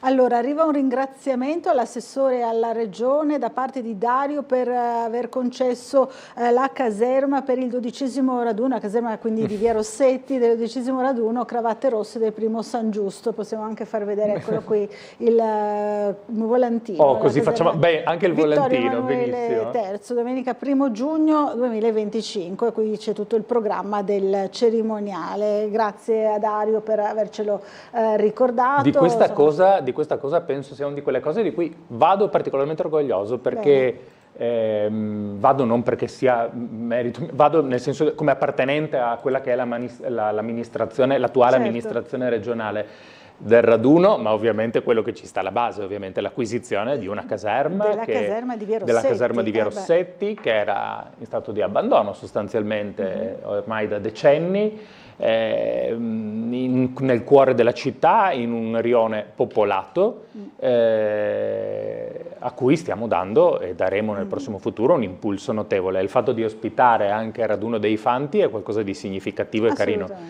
Tra l'altro li ringrazio perché sono stati loro a contattarmi praticamente subito quando è uscita la notizia dell'acquisizione, chiedendomi appunto la possibilità di poter ospitare il raduno in quella caserma, e penso che gli sono venuto immediatamente incontro, ma anche perché penso che sia carino anche per raccontare, quella sarà una zona che viene completamente riqualificata non solo dal punto di vista delle ristrutturazioni edili ovviamente, ma anche come utilizzo, si passa dalla caserma a un campus per gli studenti, scolastico, e lasciare una traccia però forte della presenza, di cos'è stato quel luogo, un luogo che viene progettato addirittura sotto l'impero asburgico, è qualcosa di significativo, e quindi è bello anche che ci sia la possibilità di fare quel raduno adesso, prima dell'inizio dei lavori, e io spererei di riuscire comunque ad avere la possibilità di ospitarli ancora anche quando i cantieri inizieranno. Chiaramente sarà molto più difficile perché con i cantieri in corso,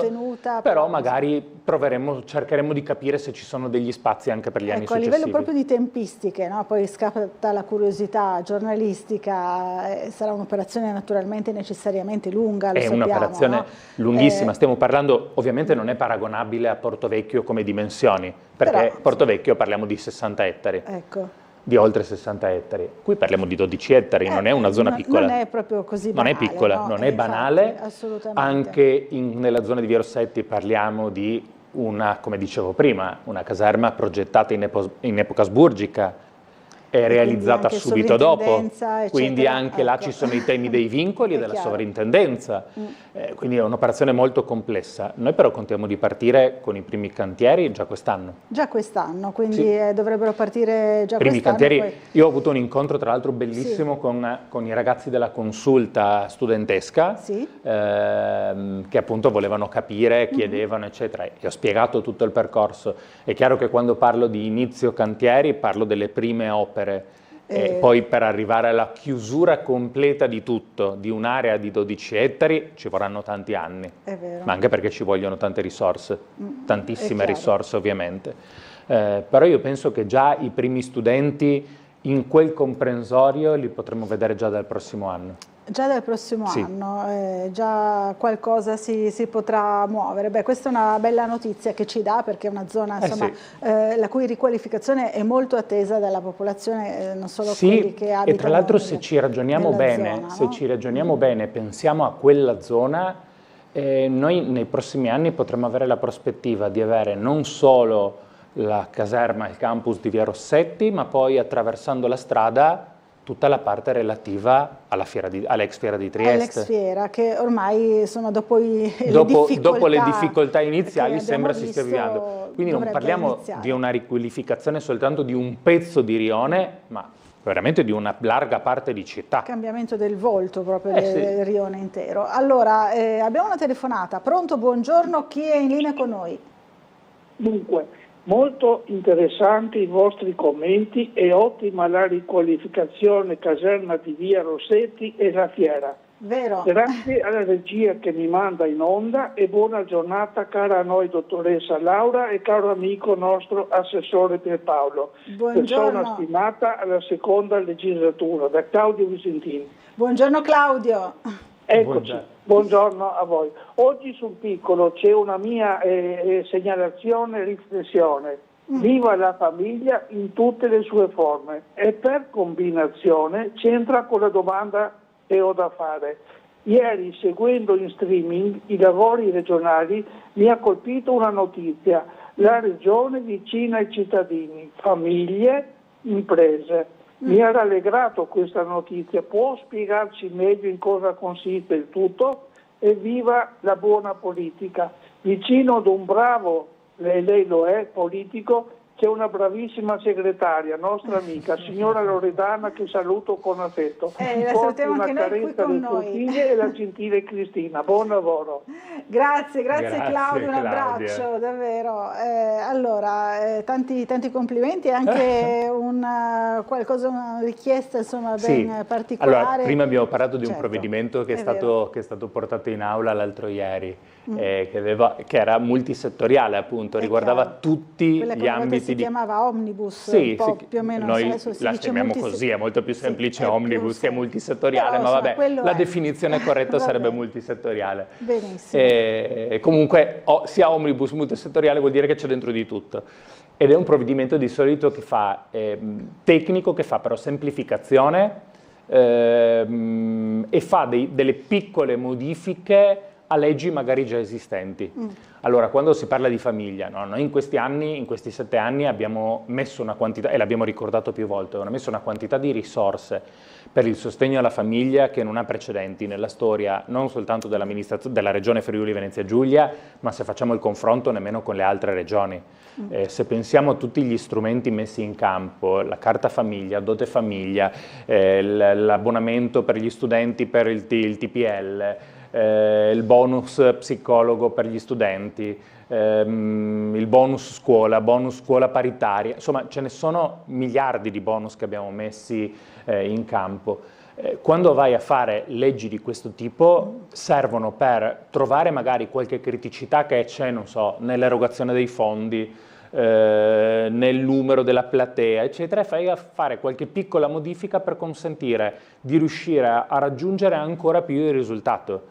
Questo vale per la famiglia, su cui, come dicevo prima e ricordavo, abbiamo messo tanti soldi e continuiamo a mettere tanti soldi, tante risorse, vale anche per le imprese, dove magari con una delle norme, con una delle norme che abbiamo approvato, ampliamo la platea dei possibili beneficiari per portare un contributo all'industria e quindi al lavoro e al sostegno all'economia della nostra regione. Delicatissimo. E questo settore è delicatissimo sempre, anche perché ricordiamoci che quando noi riusciamo a fare funzionare meglio e quando noi investiamo meglio sull'industria e riusciamo a portare dei risultati concreti dal punto di vista lavorativo sull'industria, essendo una regione a statuto speciale che vive delle compartecipazioni sulle imposte versate sul territorio, vuol dire che crei un circolo virtuoso. Assolutamente. Si guadagna di più, c'è più economia, quindi si incamerano più tasse ed è più facile erogare risorse a quelle categorie a cui vogliamo dare il sostegno, per esempio la famiglia. Ad esempio la famiglia. Allora, una telefonata in arrivo, pronto, buongiorno, chi è in linea con noi? Buongiorno. Buongiorno. Scuso tanto. Allora, io sono una persona molto anziana, 90, quasi 92. Ah, complimenti. Complimenti. Con la testa a posto comunque. Sentiamo. Sono Bene. disabile il 100% con la badante e tutto. Spese enormi perché ho la pensione di invalidità, tutto quello che mi serve, che mi danno, il supplemento di invalidità e tutto, pago la badante e tutto. Adesso ho un problema con la Santes, quella che portano gli assorbenti a casa. Sì. E sono in ritardo, non mandano mai, dovevano arrivare il 5 del 2. Siamo già a metà mese e non arrivano, io devo comprarli. Adesso volevo e non trovo nessuna maniera il numero di telefono. Ho cercato anche col distretto e loro non trovano. Ma la sua badante non può tentare di...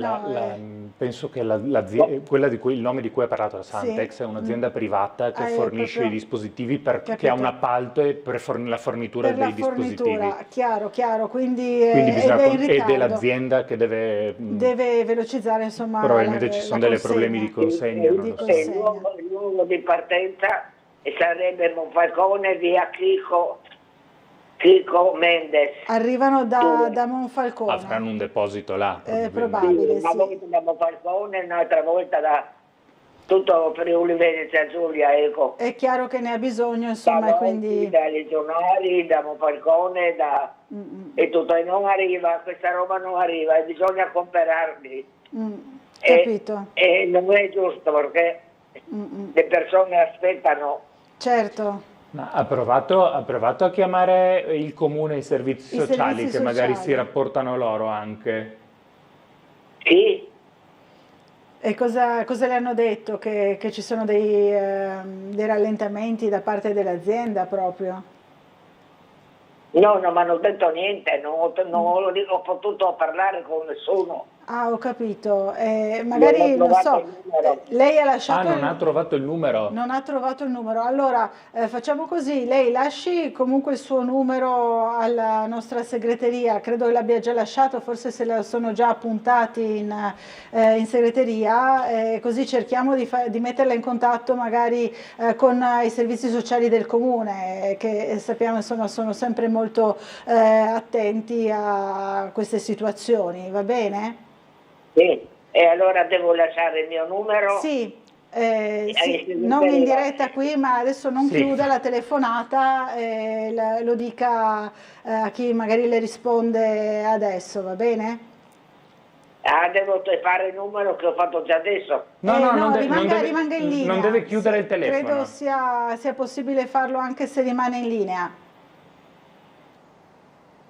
Allora, speriamo che sia rimasta in linea. Allora, grazie intanto e arrivederci. Speriamo di poter sbloccare la situazione. Abbiamo il nostro Bernardo Gulotta in compagnia di un assessore e di un consigliere comunali. Cioè noi in studio al caldo e lui tranquillo ai giardini, al fresco, in compagnia. Esatto, in compagnia al fresco, però dai, si è accesa adesso anche l'aria condizionata qui in studio, prima non era ancora partita ma adesso è partita. Allora, a te la linea Bernardo e anche un saluto ai tuoi ospiti. Grazie Laura, buongiorno a tutti i telespettatori, buongiorno all'assessore Roberti, a cui dico oggi va così, ieri ero in barca, oggi sono in giro per i giardini, mi diranno non lavori mai, in realtà magari lavorare, abbiamo un ufficio all'aria aperta oggi, siamo in compagnia dell'assessore comunale alla sicurezza e alla polizia locale Caterina De Gavardo, al consigliere comunale di Fratelli d'Italia Gabriele Cinquepalmi. Siamo all'interno del giardino di via Orlandini con Alessandro Carelli che vi fa vedere che siamo in compagnia anche dell'unità cinofila, assessore mi rivolgo a lei, che è entrata in servizio da 3 settimane e che è uno degli elementi aggiuntivi dell'organico della polizia locale per tutte quelle attività di contrasto soprattutto alla microcriminalità, allo spaccio di sostanze stupefacenti. Sì, un progetto veramente importante per la polizia locale ma anche per la nostra città, che sono contenta e orgogliosa di essere riuscita a realizzare, e devo dire che questa idea ha avuto da subito il supporto del nostro sindaco, ma è un'idea che nasce da un forte sostegno di Fratelli d'Italia, che ha sempre bene a mente il tema della sicurezza e del contrasto al degrado urbano e dell'ascolto della cittadinanza. Oggi qui con noi infatti abbiamo anche il consigliere Cinquepalmi che si è fatto da tempo promotore di quest'idea, e per la polizia locale avere un'unità cinofila nel suo organico è estremamente motivante, permette di fare delle operazioni molto più precise, più mirate, più veloci, è uno strumento fondamentale nell'indagine e anche ovviamente un deterrente importante. Ci sono già stati in queste prime 3 settimane risultati portati a casa dall'unità cinofila? Ma direi assolutamente di sì, sono state 3 settimane in cui il cane ha fatto tantissime uscite. Ricordo che è aggregato al nucleo interventi speciali che si occupa proprio di contrasto al degrado urbano, ma è a disposizione di tutto il corpo di polizia locale della nostra città, e le uscite sono state concentrate sulle aree verdi e sui giardini, in alcuni casi sono state anche molto fruttuose e ci sono delle indagini in corso.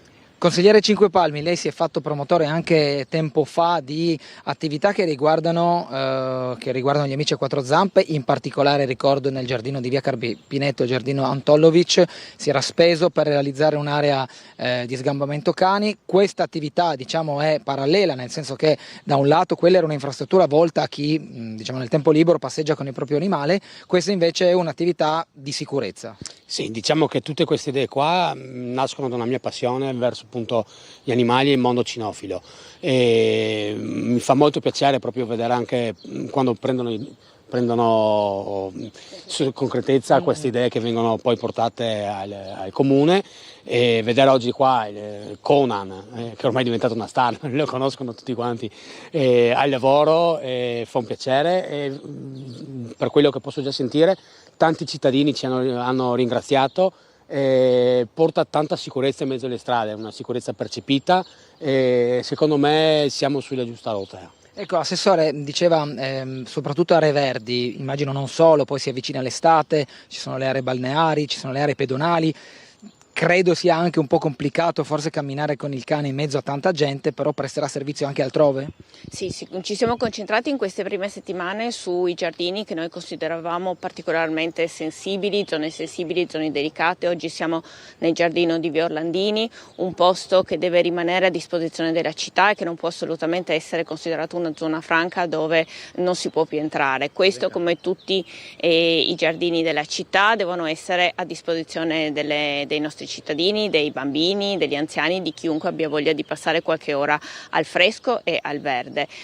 Colgo l'occasione anche per ringraziare Alessandro Zecchin, che è il conduttore di Conan, perché è una persona estremamente professionale che desiderava unirsi al corpo di polizia locale di Trieste, e noi siamo davvero molto contenti ed orgogliosi di averlo unito alla nostra squadra. Le faccio un'ultima domanda, poi Laura vi restituisco la linea anche per la pubblicità. Assessore, c'entra meno con l'unità cinofila, ma c'entra sempre con la polizia locale. È cominciato da questa settimana anche il servizio H24 in virtù del completamento dell'iter dell'armamento, un servizio in più che, l'abbiamo detto anche tante volte in questa trasmissione, sgrava anche le unità statali, la polizia e i carabinieri, da tutti quegli adempimenti notturni che riguardano la viabilità e gli incidenti, e quindi possono dedicarsi ad altro. Sì, la conclusione di un lavoro molto lungo, iniziato anche alcune consigliature fa, da sempre sostenuto dal centrodestra, in particolare da Fratelli d'Italia, che anche in questo caso ha ascoltato le richieste della cittadinanza, e siamo riusciti a partire dallo scorso lunedì ad attivare il servizio anche durante la notte, e ci saranno 2 pattuglie della polizia locale a disposizione della città. Bene, Laura, poi non ricordo se era già Pierpaolo Roberti era vice sindaco quando si attuò il piano di armamento della polizia locale. Adesso ho memoria un po' sbiadita riguardo a quando è cominciato il percorso, che ha seguito poi un iter burocratico? Ha avuto avvio. Un Esatto. lungo avvio. Ha avuto avvio, ecco, ricordavo bene. Ecco, ricordava bene. Ecco, quindi anche il fatto che abbiamo l'assessore in studio che è stato colui il quale ha dato avvio, chiude in qualche modo un cerchio però poi che qui possiamo passando dalla regione al comune, poi l'ho finanziato. Ecco, dal comune alla regione, poi l'ho finanziato. Ecco. Poi insomma dal comune alla regione, sì, è stato certo. determinante anche questo, insomma, perché è chiaro che ci vuole anche la base, no, economica per i provvedimenti. Laura, vi restituisco la linea. Grazie. Fra poco, quando ci ridarete la linea, magari scambieremo 2 parole proprio con il proprietario, il conduttore del cane di Conan, così anche da capire un po' nel tecnicismo come funziona la sua, fra virgolette, quotidianità, il suo servizio. A voi. Grazie Bernardo, grazie anche ai tuoi ospiti, e noi ci dobbiamo fermare per un po' di pubblicità, a fra pochissimo.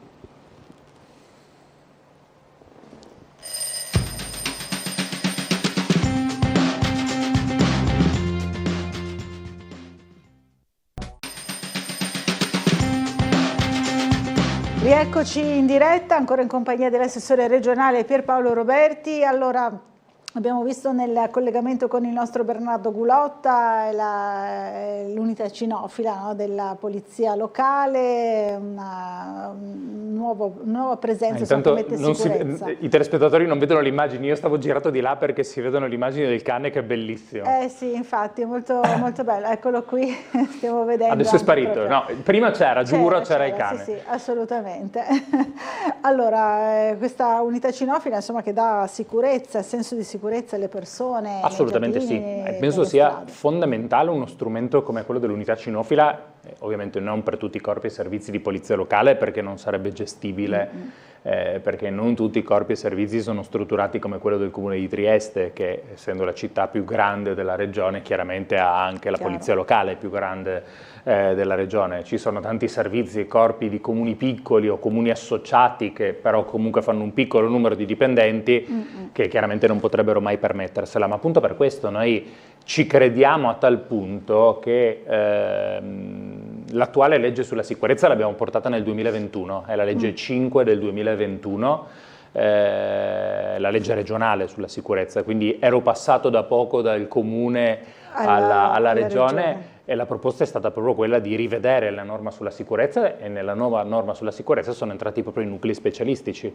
e tra i nuclei specialistici che ho voluto individuare c'è anche l'unità cinofila, proprio perché credo sia un'iniziativa importante. Poi la regione con il suo ruolo può fermarsi là, in quella legge dice esistono anche i nuclei specialistici, possono essere fatti anche i nuclei cinofili e possono essere finanziati i nuclei cinofili.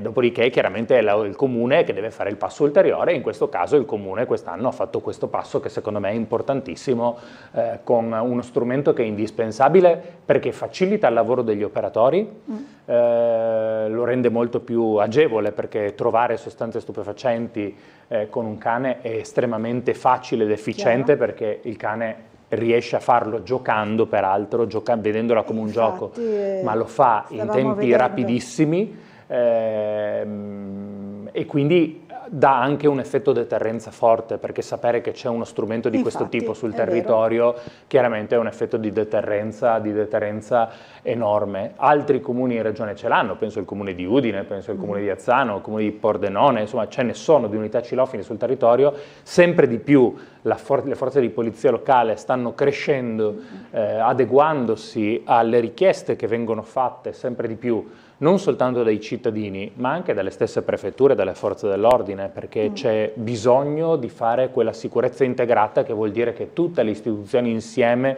devono collaborare per risolvere i problemi dei cittadini, a prescindere dalle competenze specifiche. Tutti devono lavorare insieme. E questo è un bel modo di lavorare, perché si offre la possibilità veramente di fare grandi cose, e ho visto risultati ottenuti da altri comuni che hanno già questa attività in essere già da un po' di tempo, che sono risultati veramente importanti.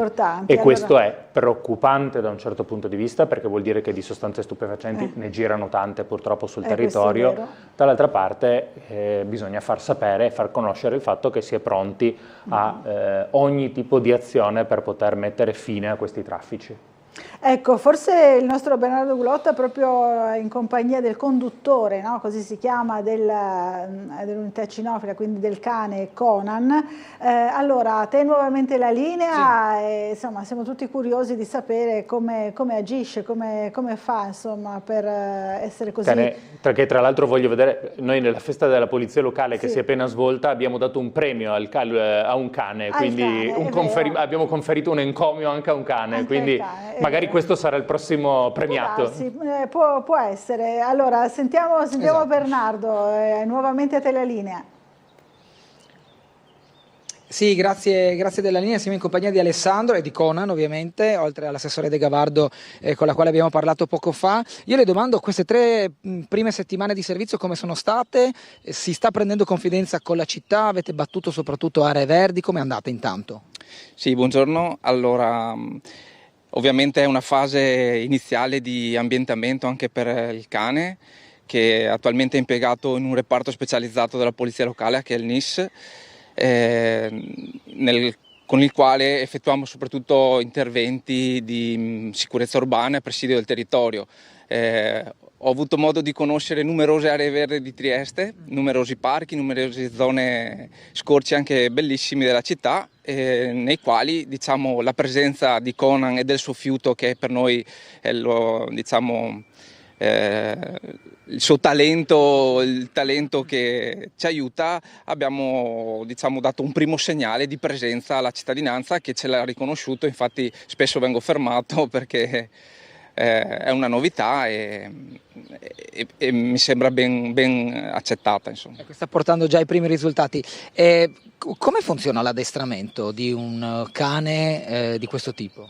Allora, fondamentalmente per tutti i cani da lavoro, come Conan, che è un pastore belga malinois, si tratta di un gioco, quindi per lui la ricerca è finalizzata ad ottenere un premio, un gioco, e questo è lo stimolo che li attiva, e ovviamente il gioco è uno stimolo positivo e che per il cane non comporta nessun tipo di sofferenza, anzi a volte è lo stesso cane che ha voglia di giocare e di sfruttare la sua capacità nella ricerca.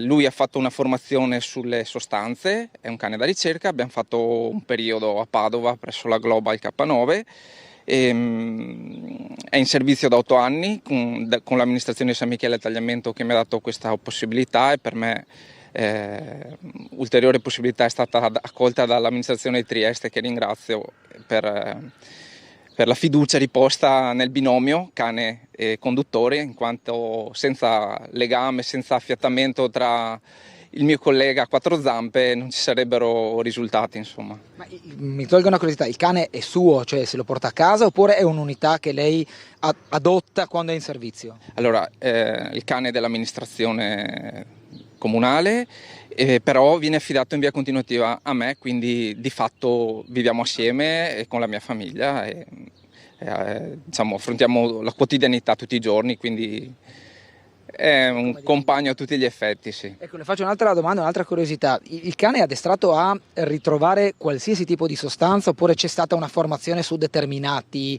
odori e sostanze proprio? Ci sono varie tecniche di addestramento affrontate con diversi metodi. E lui sì, comunque è formato per tutte le sostanze stupefacenti. Sì, avviene tramite un'associazione di odore, semplicemente. Questo è un passaggio tecnico che per il cane non comporta alcuna assunzione o alcuno stress, insomma è semplicemente un odore che potrebbe essere l'odore di un gioco, di una palla o di qualsiasi altra cosa a cui si insegna al cane a comunicare, a segnalare. Bene, quindi insomma abbiamo un elemento in più, ma l'avevamo già da 3 settimane come detto, che sta prestando servizio in città. Se c'è qualcosa, Assessore, che vuole aggiungere a riguardo, mi sposto verso di lei così non le do le spalle, chiedo scusa, ecco qua.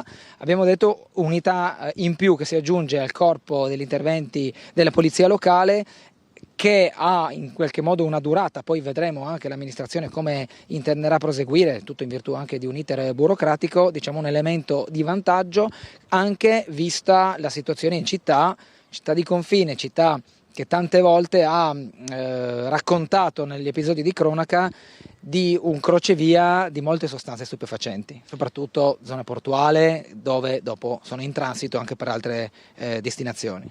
Sì, direi che Conan e il suo conduttore possono e saranno davvero un valore aggiunto per l'attività di contrasto allo spaccio nella nostra città.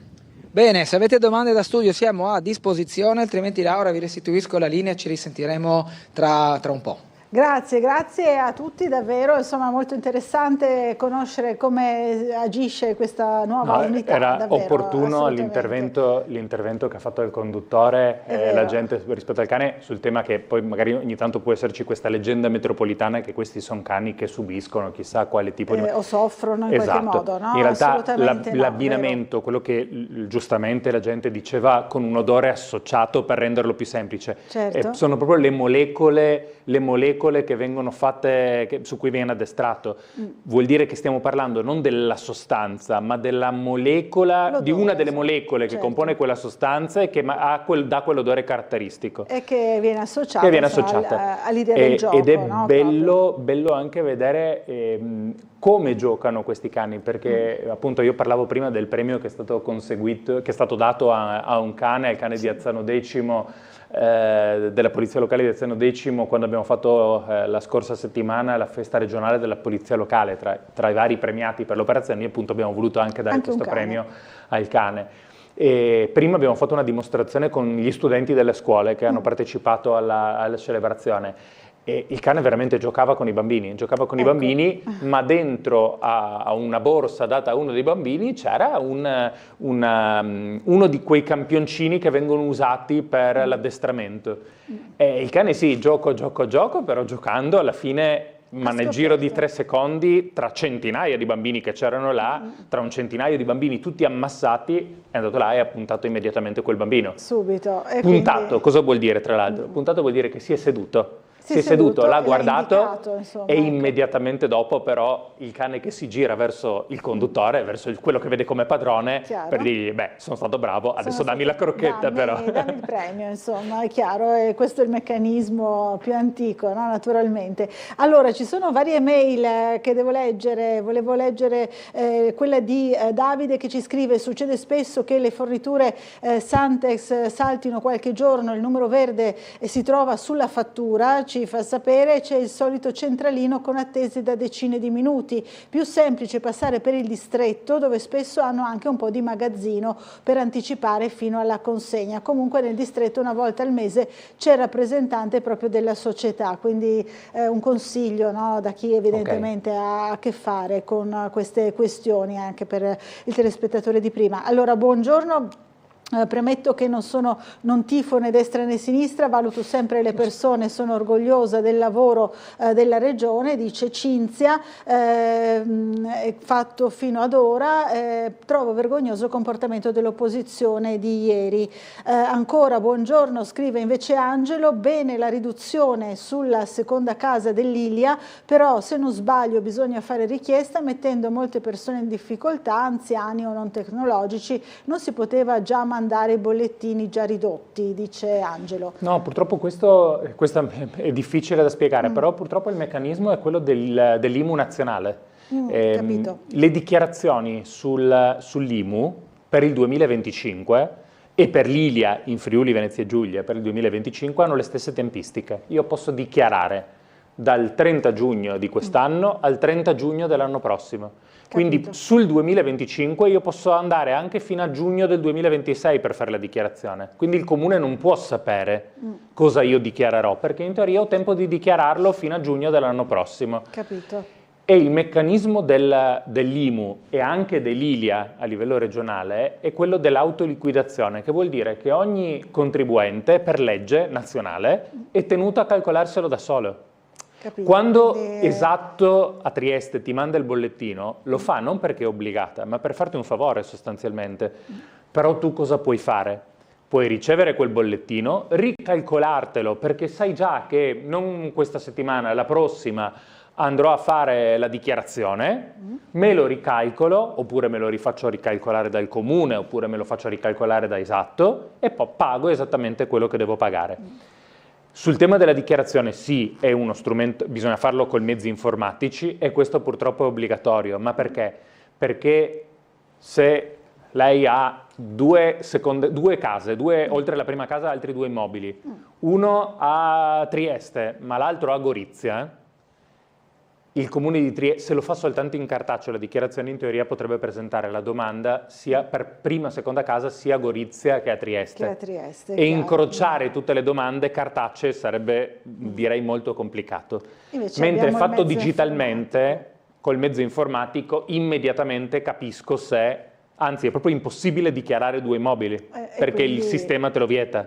Quindi c'è per una parte di controllo, ma proprio per venire incontro a chi ha difficoltà all'accesso dei mezzi informatici, ha difficoltà, non ha lo SPID, non ha il computer, qualsiasi tipo di difficoltà, noi già oggi è giovedì, da domani porto in giunta una delibera che dà l'accesso agli URP della Regione, quindi gli sportelli di Trieste, di Gorizia, di Udine, di Pordenone e di Tolmezzo, che saranno abilitati a fare lo SPID per chi lo richiede, ma anche per aiutare a inserire la domanda. E stiamo lavorando per dare l'accesso ad altri sportelli, che sono quelli dei facilitatori digitali, diffusi su tutto il territorio regionale, tenendo presente che, 1, la dichiarazione si fa una volta sola, poi se non ci sono modifiche non serve farlo più. 2, che c'è tempo appunto fino a giugno del 26 per fare la domanda. Ultimo, non meno importante, che tutta questa manovra porta un beneficio nelle casse dei cittadini da oltre 30 milioni di euro. Sì, infatti circa 33 se non 33 ricordo milioni male, di euro. Dalla conferenza stampa che avete fatto proprio per presentare l'iniziativa. Allora, una telefonata, la sentiamo, buongiorno, chi è in linea con noi? Buongiorno signora Buccarella, buongiorno a lei e all'assessore Roberti. Nivea, buongiorno.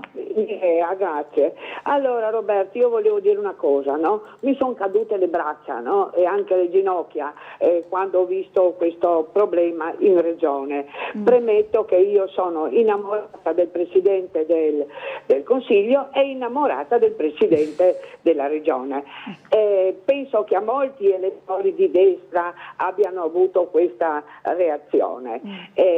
Prego, non mollare mai, andare avanti, mettersi d'accordo, non guardare l'opposizione, perché non tutti sono così. L'ospite successivo che verrà dopo di lei, pur essendo appartenuto alla vecchia fazione comunista, è molto più moderato di qualcun altro, no? Che crea problemi sia in consiglio comunale sia in consiglio regionale, urlando e gridando vergogna. Si è permesso anche di fare una denuncia al nostro sindaco, però non so, veramente non si rende conto che con questi atteggiamenti non prenderà più quei voti che ha avuto, almeno dalle persone un po' più intelligenti. Roberti, non mollare, per cortesia non mollare, mettetevi d'accordo e andiamo avanti. Io sono anche per il terzo mandato, se non si può fare va bene, ci verrà un altro, però la destra adesso in Regione non può mollare. Non può mollare. Allora, questo dice Nivea. Grazie Nivea. Ringraziamento, parziale ringraziamento, perché è innamorata non di me, allora, cioè l'unico no, a parte gli scherzi. A parte gli scherzi.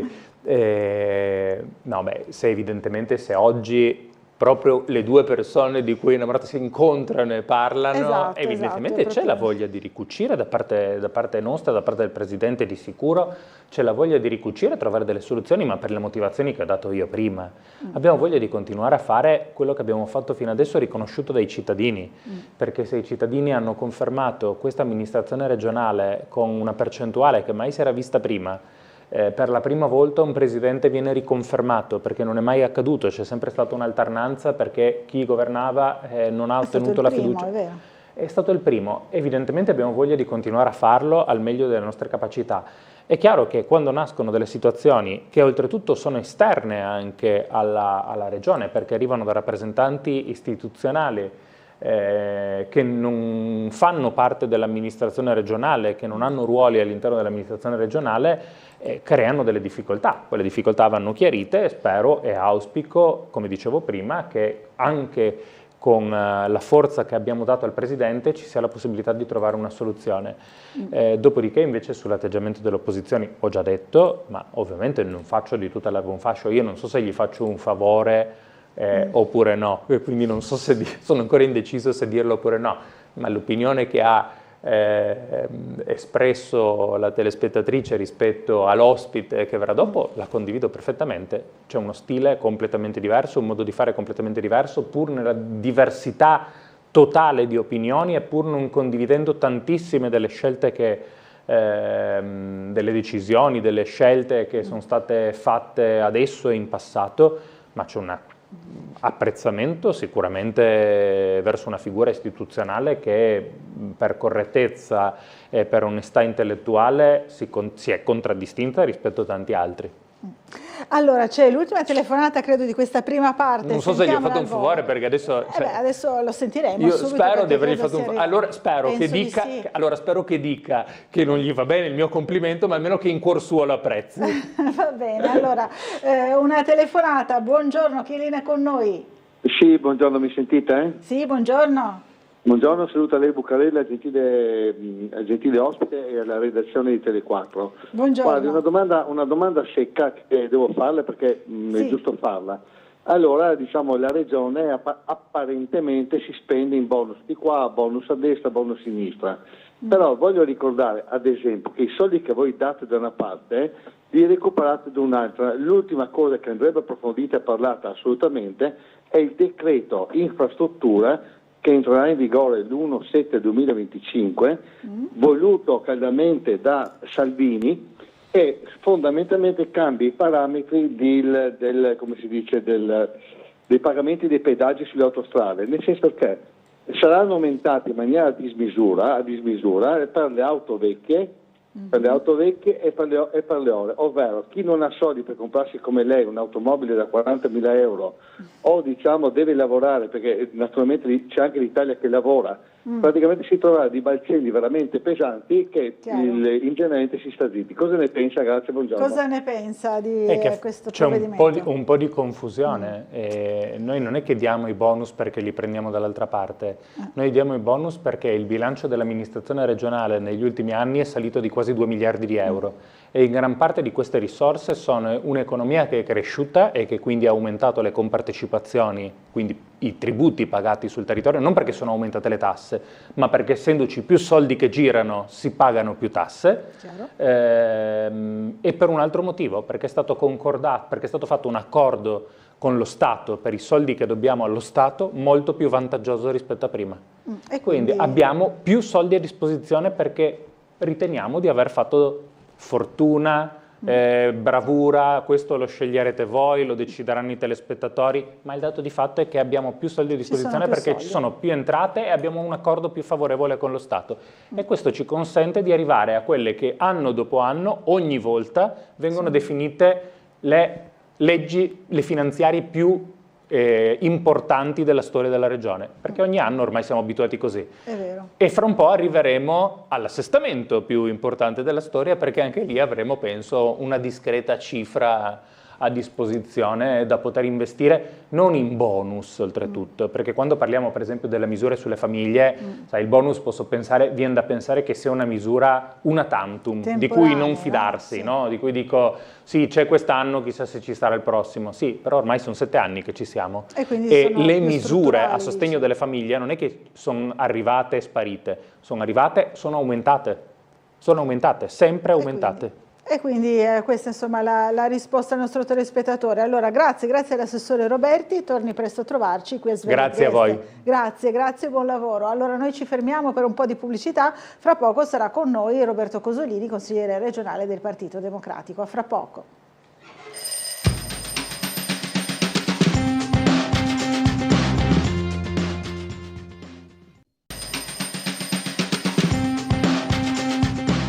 Bentornati in diretta 9:08 del mattino, siamo in compagnia del consigliere regionale Roberto Cosolini del Partito Democratico, buongiorno.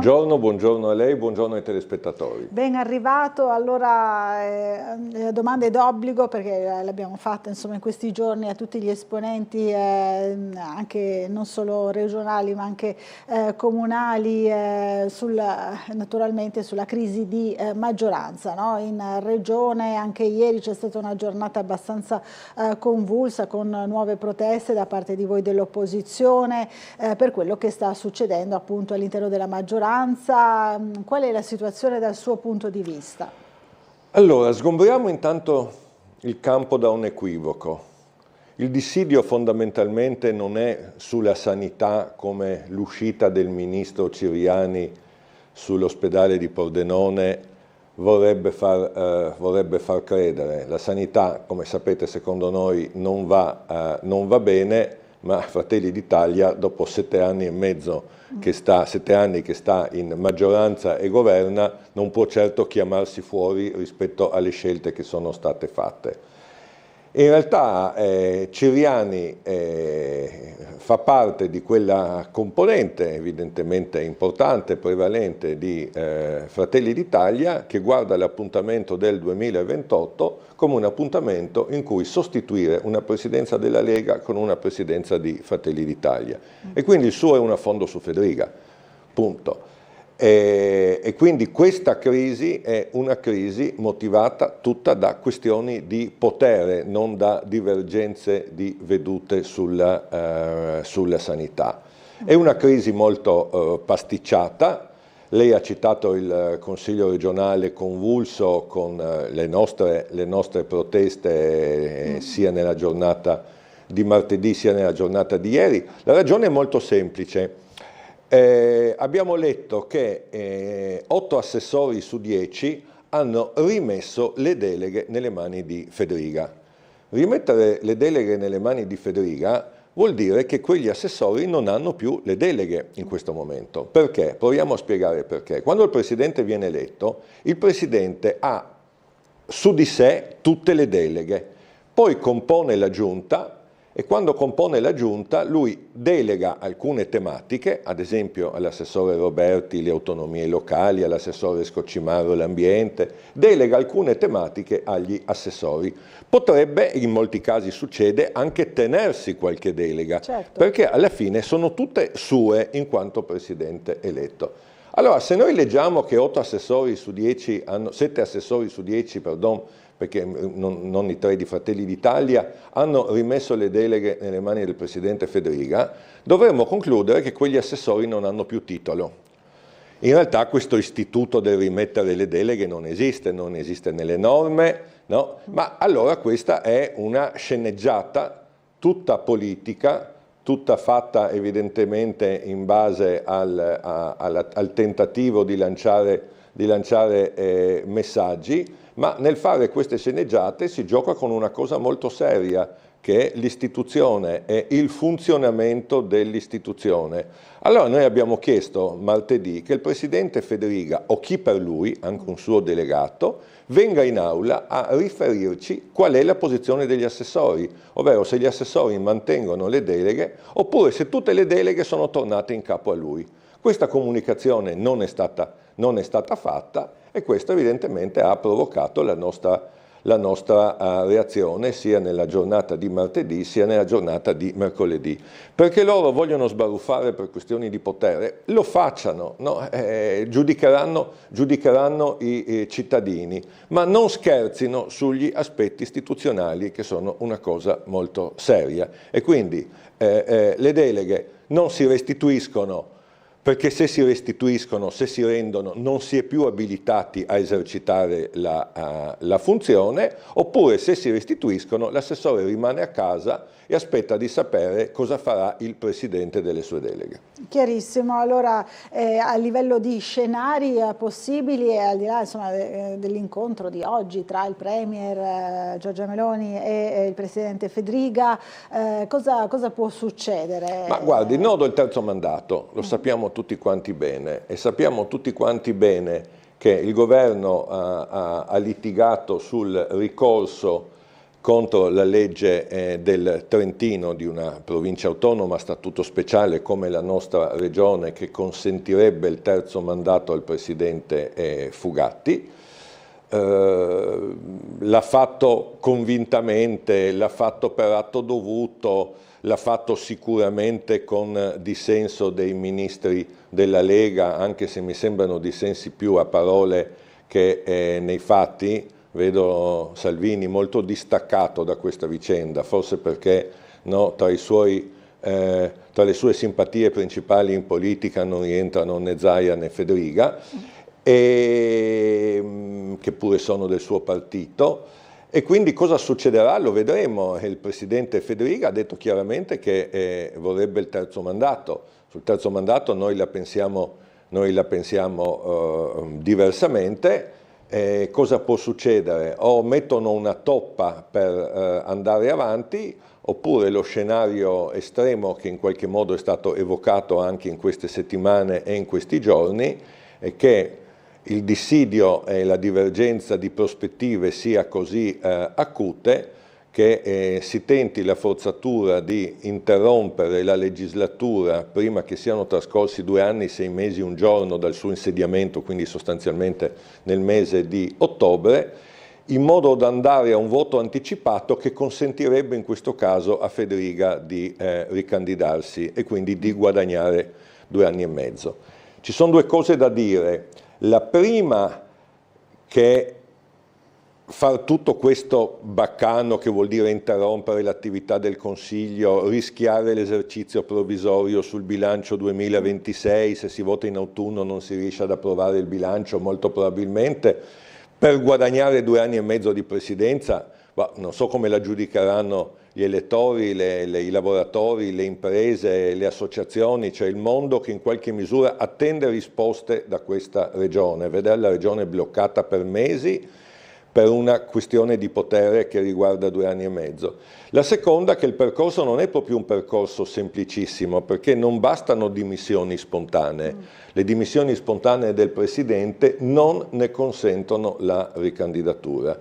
Ci deve essere un voto su una mozione di sfiducia o su una cosiddetta questione di governo che pone il Presidente. Immaginiamo il Presidente che dice: pongo la questione di governo su questo provvedimento perché questo provvedimento è fondamentale per attuare il mandato che mi hanno dato gli elettori, e questo voto, come dire, deve, diciamo così, opporsi al Presidente con la metà più 1 dei componenti dell'Aula. Quindi, indipendentemente da quello che farà l'opposizione, presuppone una spaccatura definitiva nella maggioranza, che vuole anche dire che a quel punto noi molto probabilmente, se c'è un minimo di serietà nella politica, ci troveremmo in questa ipotesi ad avere Federica che va alle elezioni per conto suo, con chi lo sostiene, e Fratelli d'Italia che va alle elezioni con un altro candidato presidente.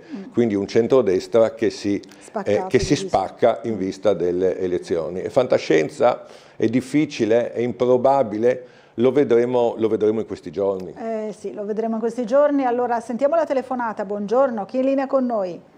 Buongiorno, sono Dino, buongiorno Lucarelli, buongiorno a Roberto. Buongiorno Dino. Buongiorno. Io volevo intervenire proprio su questo argomento, come ha spiegato Roberto.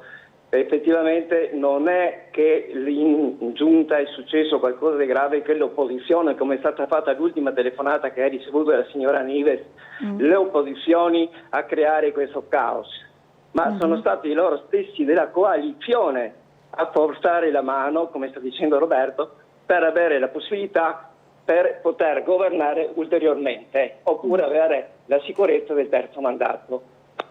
Poi volevo dire una cosa. Come ha detto anche Crosolini, lui, chi ha consegnato le deleghe, non dovrebbe essere più assessore, perché quel che appunto là cade e dovrebbe rimanere a casa, come ha detto Roberto. E soprattutto Roberti, che era prima, lui si è presentato alle elezioni, non ha preso i voti ed è stato catapultato dal presidente Federica come assessore. Perciò tanto più non doveva neanche partecipare come assessore questa mattina alla trasmissione, perché lui in questo caso è un cittadino comune, perché quando si è presentato alle votazioni i cittadini hanno detto no, non ti vogliamo. Ecco, grazie e buongiorno. Grazie Dino, buona giornata. In effetti è così, cioè, mi riferisco in particolare non alla posizione personale di Roberti, mi riferisco alla questione generale. Allora, in effetti l'istituto del restituire le deleghe non dovrebbe nemmeno essere citato, perché esistono le dimissioni. Chiaramente se uno si dimette, è uscito dalla giunta, non percepisce più l'indennità, ha chiuso, no? A meno che il Presidente non respinga le dimissioni.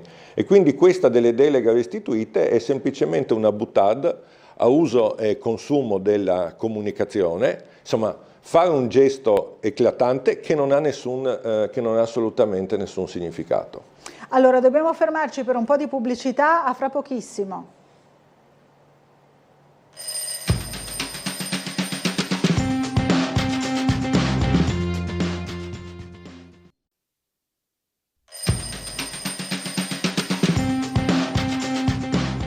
Bentornati in diretta, ancora in compagnia di Roberto Cosolini, consigliere regionale del Partito Democratico. Allora, stiamo parlando molto della crisi naturalmente a livello della maggioranza del centrodestra in regione. C'è una telefonata in arrivo, poi leggo anche qualche mail dedicata proprio anche a questo tema. Allora, pronto, buongiorno, chi è in linea con noi? Buongiorno, pronto? Allora no, è caduta la linea. Dicevo mail, c'è la signora Loredana che scrive: cosa pensa di aver fatto il signor Ciriani innescando questa crisi regionale presentando il fianco alla sinistra, quali sono i suoi obiettivi? Consegnare il nostro territorio al Partito Democratico e in company, lo sa quando ci siamo presentati divisi abbiamo sempre perso, che si dia una regolata. Insomma, evidentemente un'elettrice di centrodestra, sì, un'elettrice di centrodestra che dice no? una cosa vera: quando il centrodestra si è diviso ha sempre perso le elezioni, così come quando si divide il centrosinistra le perde sempre. Allora, Ciriani ha voluto fare un affondo, come dicevo, su Federiga, in quanto la famiglia Ciriani, diciamo, perché come sappiamo sono due, uno è ministro per i rapporti con il Parlamento e l'altro è ex sindaco di Pordenone, adesso parlamentare europeo, guarda con attenzione al 2028 come opportunità per uno dei due di candidarsi a presidente della regione Friuli Venezia Giulia. Quindi è effettivamente tutta una lotta di potere. Se poi porterà ad una divisione elettorale del centrodestra e conseguentemente a una vittoria del centro-sinistra del Partito Democratico, prospettiva che la signora legittimamente, come dire, in qualche modo teme, io personalmente ne sarei invece soddisfatto.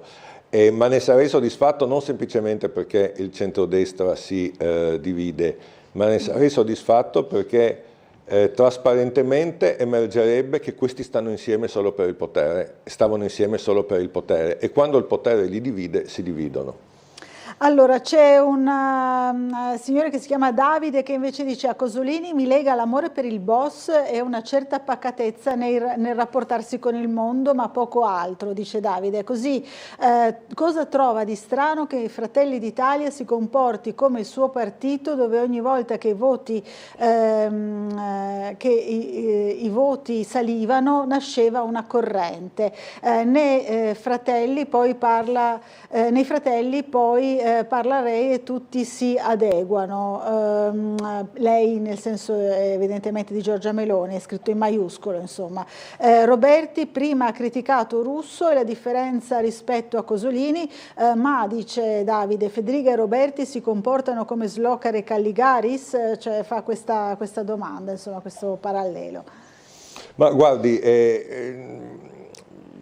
diciamo che la cosa che conta è la sostanza delle posizioni, poi ognuno le esprime con la propria sensibilità, con la propria iruenza, quella che viene definita la mia pacatezza forse dipende anche dal fatto che cosa vuole. Io comincio a essere diversamente giovane, ne ho viste, ne ho passate tante, ho avuto i miei momenti di iruenza e poi probabilmente uno diventa più pacato con l'andare degli anni. Non sono sempre stato pacato, anche se tendenzialmente sono uno che cerca di non essere particolarmente litigioso. Ma guardi, che il mio partito abbia correnti, abbia problemi, abbia differenze di posizioni, voglio dire, certamente non lo nego e ci sta.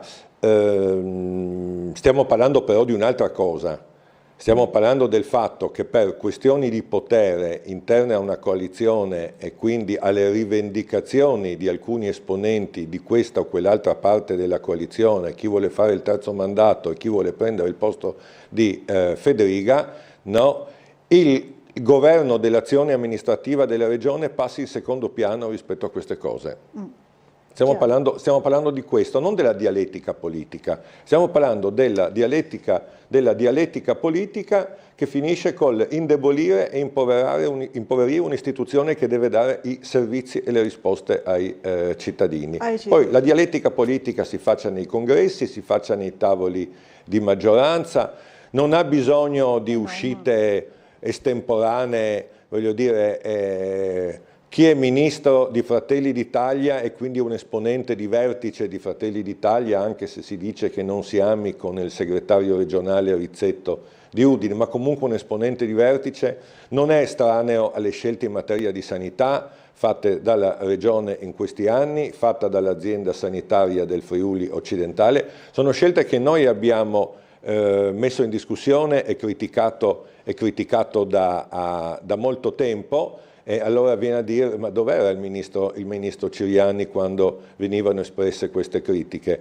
Era allineato. Come mai se ne esce in questo modo oggi? Perché l'obiettivo è un altro. Parlando di servizi alle persone, ci arriva anche una mail che aiuta un po' quella che era stata la telefonata di prima di una persona piuttosto anziana che ha bisogno appunto della fornitura dei cosiddetti pannoloni, no? Con la Santex, e ci scrive il signor Alberto dicendo: Santex, il numero verde è 800 922 915, inoltre so che c'è un addetto il giovedì dalle 9 alle 12 presso il distretto 3 di Valmaura, quindi per comunicare insomma questa possibilità alla persona che aveva telefonato prima e che era in difficoltà evidentemente. Allora, un'altra telefonata. Pronto, buongiorno, chi è in linea con noi?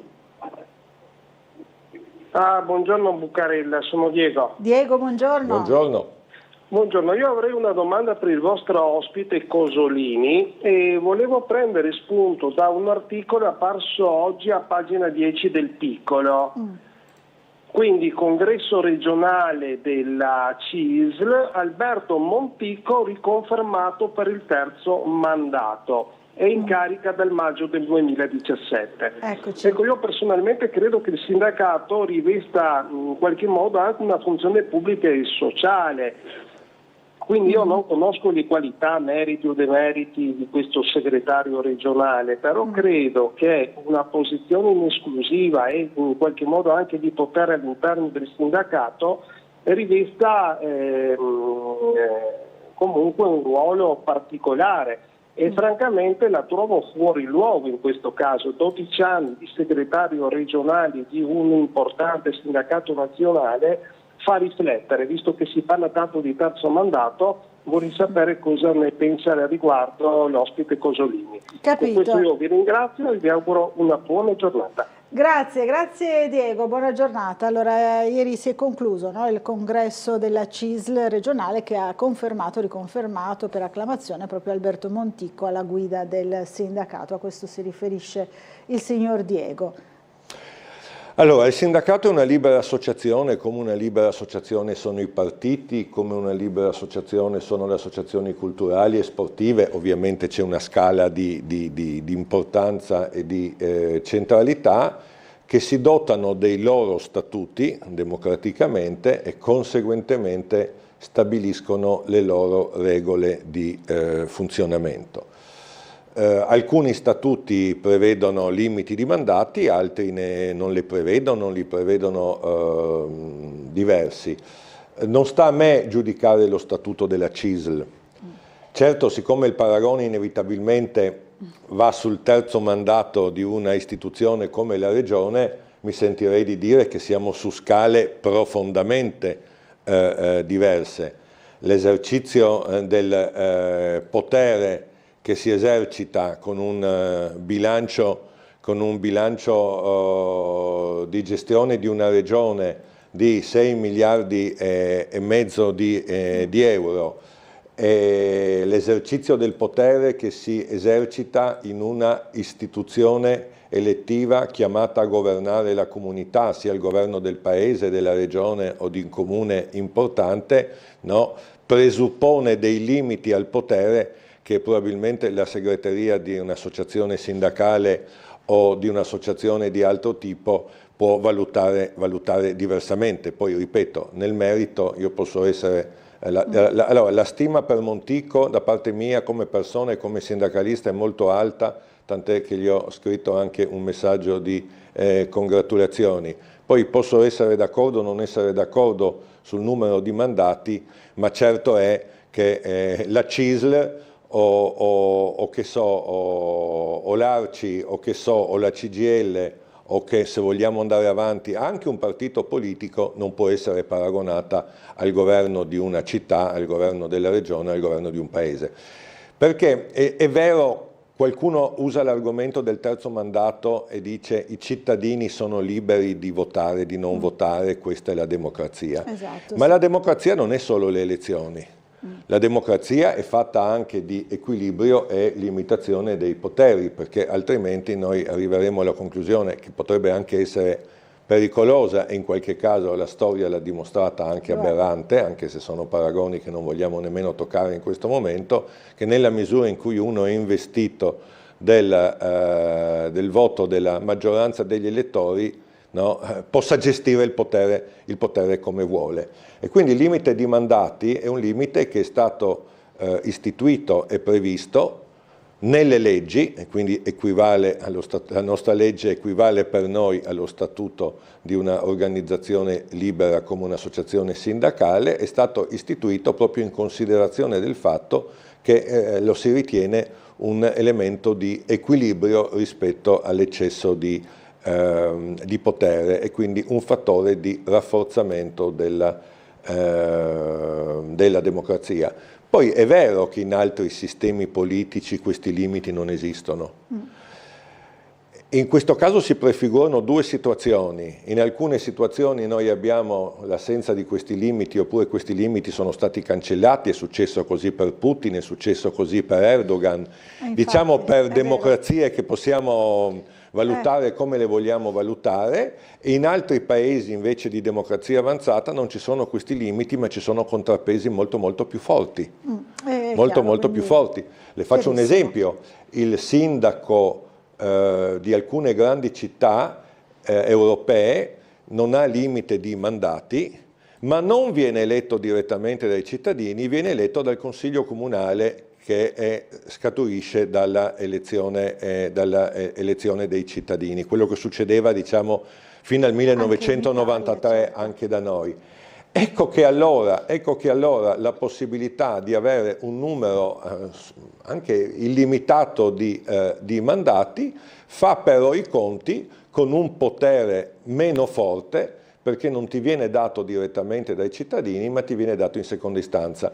Sto semplicemente individuando fattispecie che sono diverse senza esprimere un giudizio. Comunque la questione in questo momento è una questione che riguarda, come sappiamo, gli equilibri all'interno del centrodestra.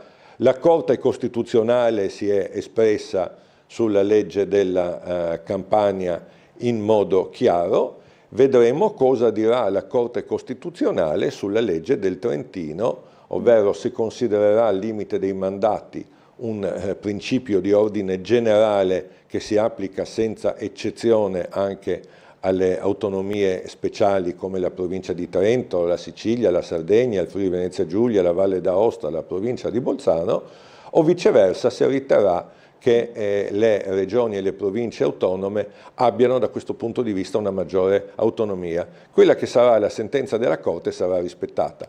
Se poi dovesse essere favorevole al Trentino e quindi riaprire lo spiraglio in Friuli Venezia Giulia, bisogna vedere come si comporterà Fratelli d'Italia. Staremo a vedere, insomma, c'è anche questa incognita naturalmente. Allora dobbiamo fermarci per una piccola pausa, l'ultima della mattinata, a fra pochissimo.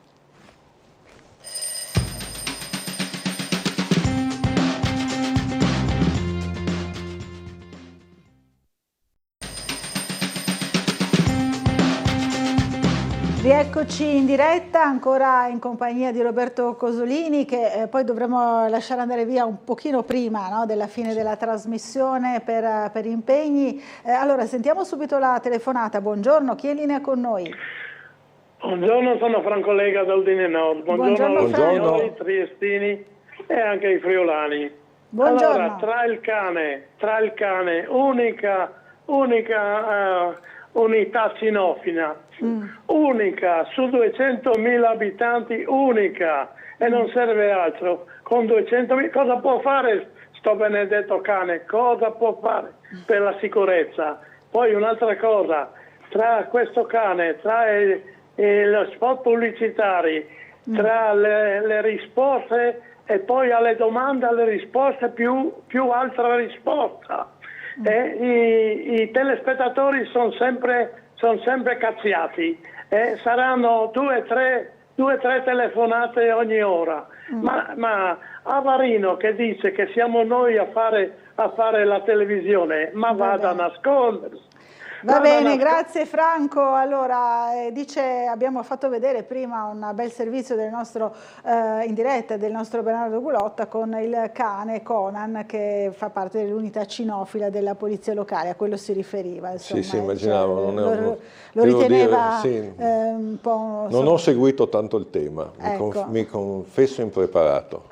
Va bene, allora c'è anche, ci sono diverse mail che arrivano. Allora scrive il signor dunque Davide a Cosolini, no scusi, questa l'abbiamo già letta, era Roberto in realtà, che chiede Tirso e Flex principalmente, ma in generale il declino industriale del nostro territorio dovrebbe essere un motivo sufficiente per evitare crisi del governo regionale. Evidentemente sono più importanti le careghe che il destino dei lavoratori e le loro famiglie, dice Roberto. Affermazione purtroppo condivisibile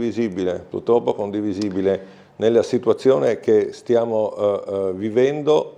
Tutto serve meno che crisi di governo con queste motivazioni, perché se le crisi di governo fossero su diversità strategiche, su come si sviluppa l'economia del Friuli Venezia Giulia, come si sostengono le imprese e il mondo del lavoro, allora bene, è giusto che visioni diverse di come si serve al meglio la comunità si possano confrontare e anche scontrare, ma se tutto si traduce in una questione di potere, ecco, diciamo che i lavoratori della Tirso e della Flex sembrano essere l'ultima preoccupazione per chi governa. Buongiorno a tutti, ho visto alcune immagini del Consiglio regionale, mi chiedo se il governatore Fedriga ha idea di come sta andando la sanità, perché è impensabile che un cittadino, ci scrive Fulvia, non può avere un esame tramite CUP attese di mesi, per non parlare di liste chiuse. È successo a me la scorsa settimana un esame radiologico importante che ho dovuto fare in privato perché urgente, che per legge non è possibile, come descritto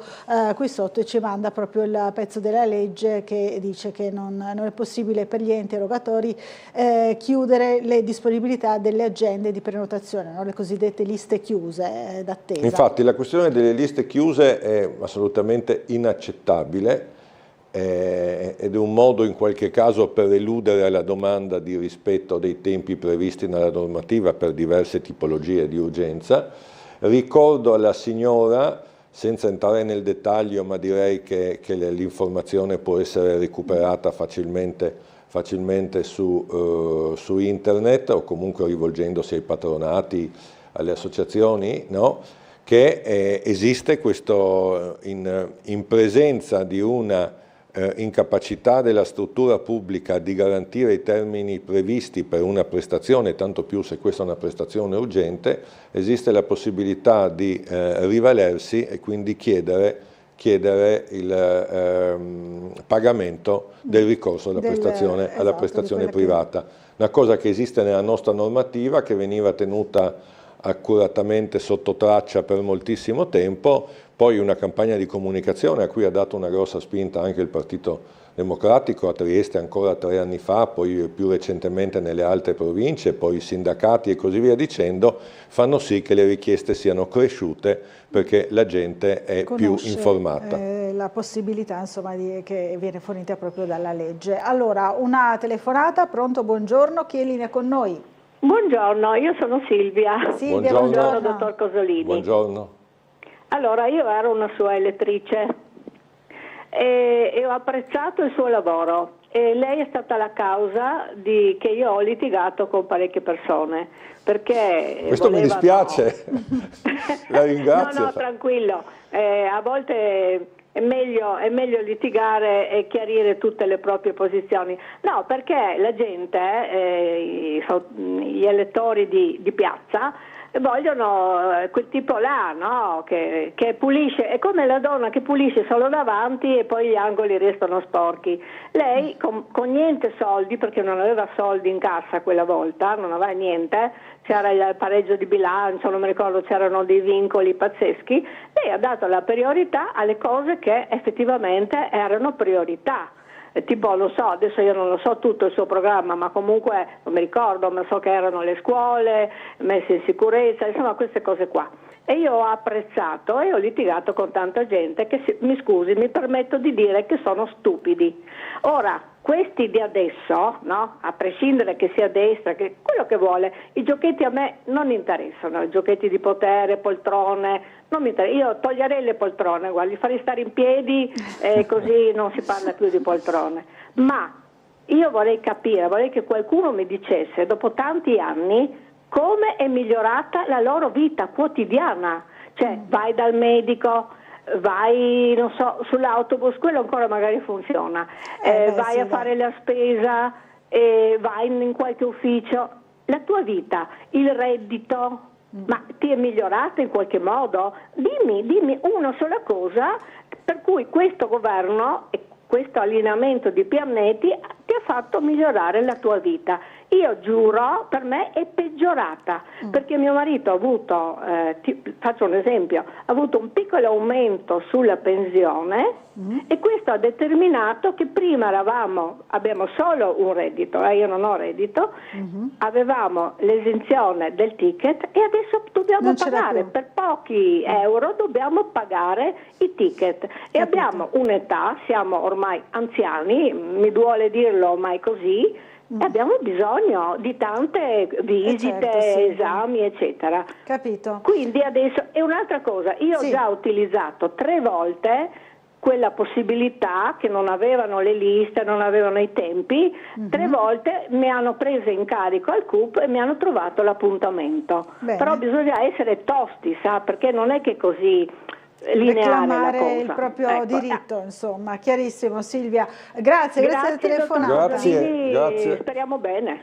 Speriamo bene. Ma intanto grazie signora Silvia per la stima. In effetti quei 5 anni sono stati 5 anni limitati molto dal cosiddetto patto di stabilità, ne abbiamo parlato tante volte, ma io so che è difficile capire cosa vuol dire essere messi nella condizione di non poter fare.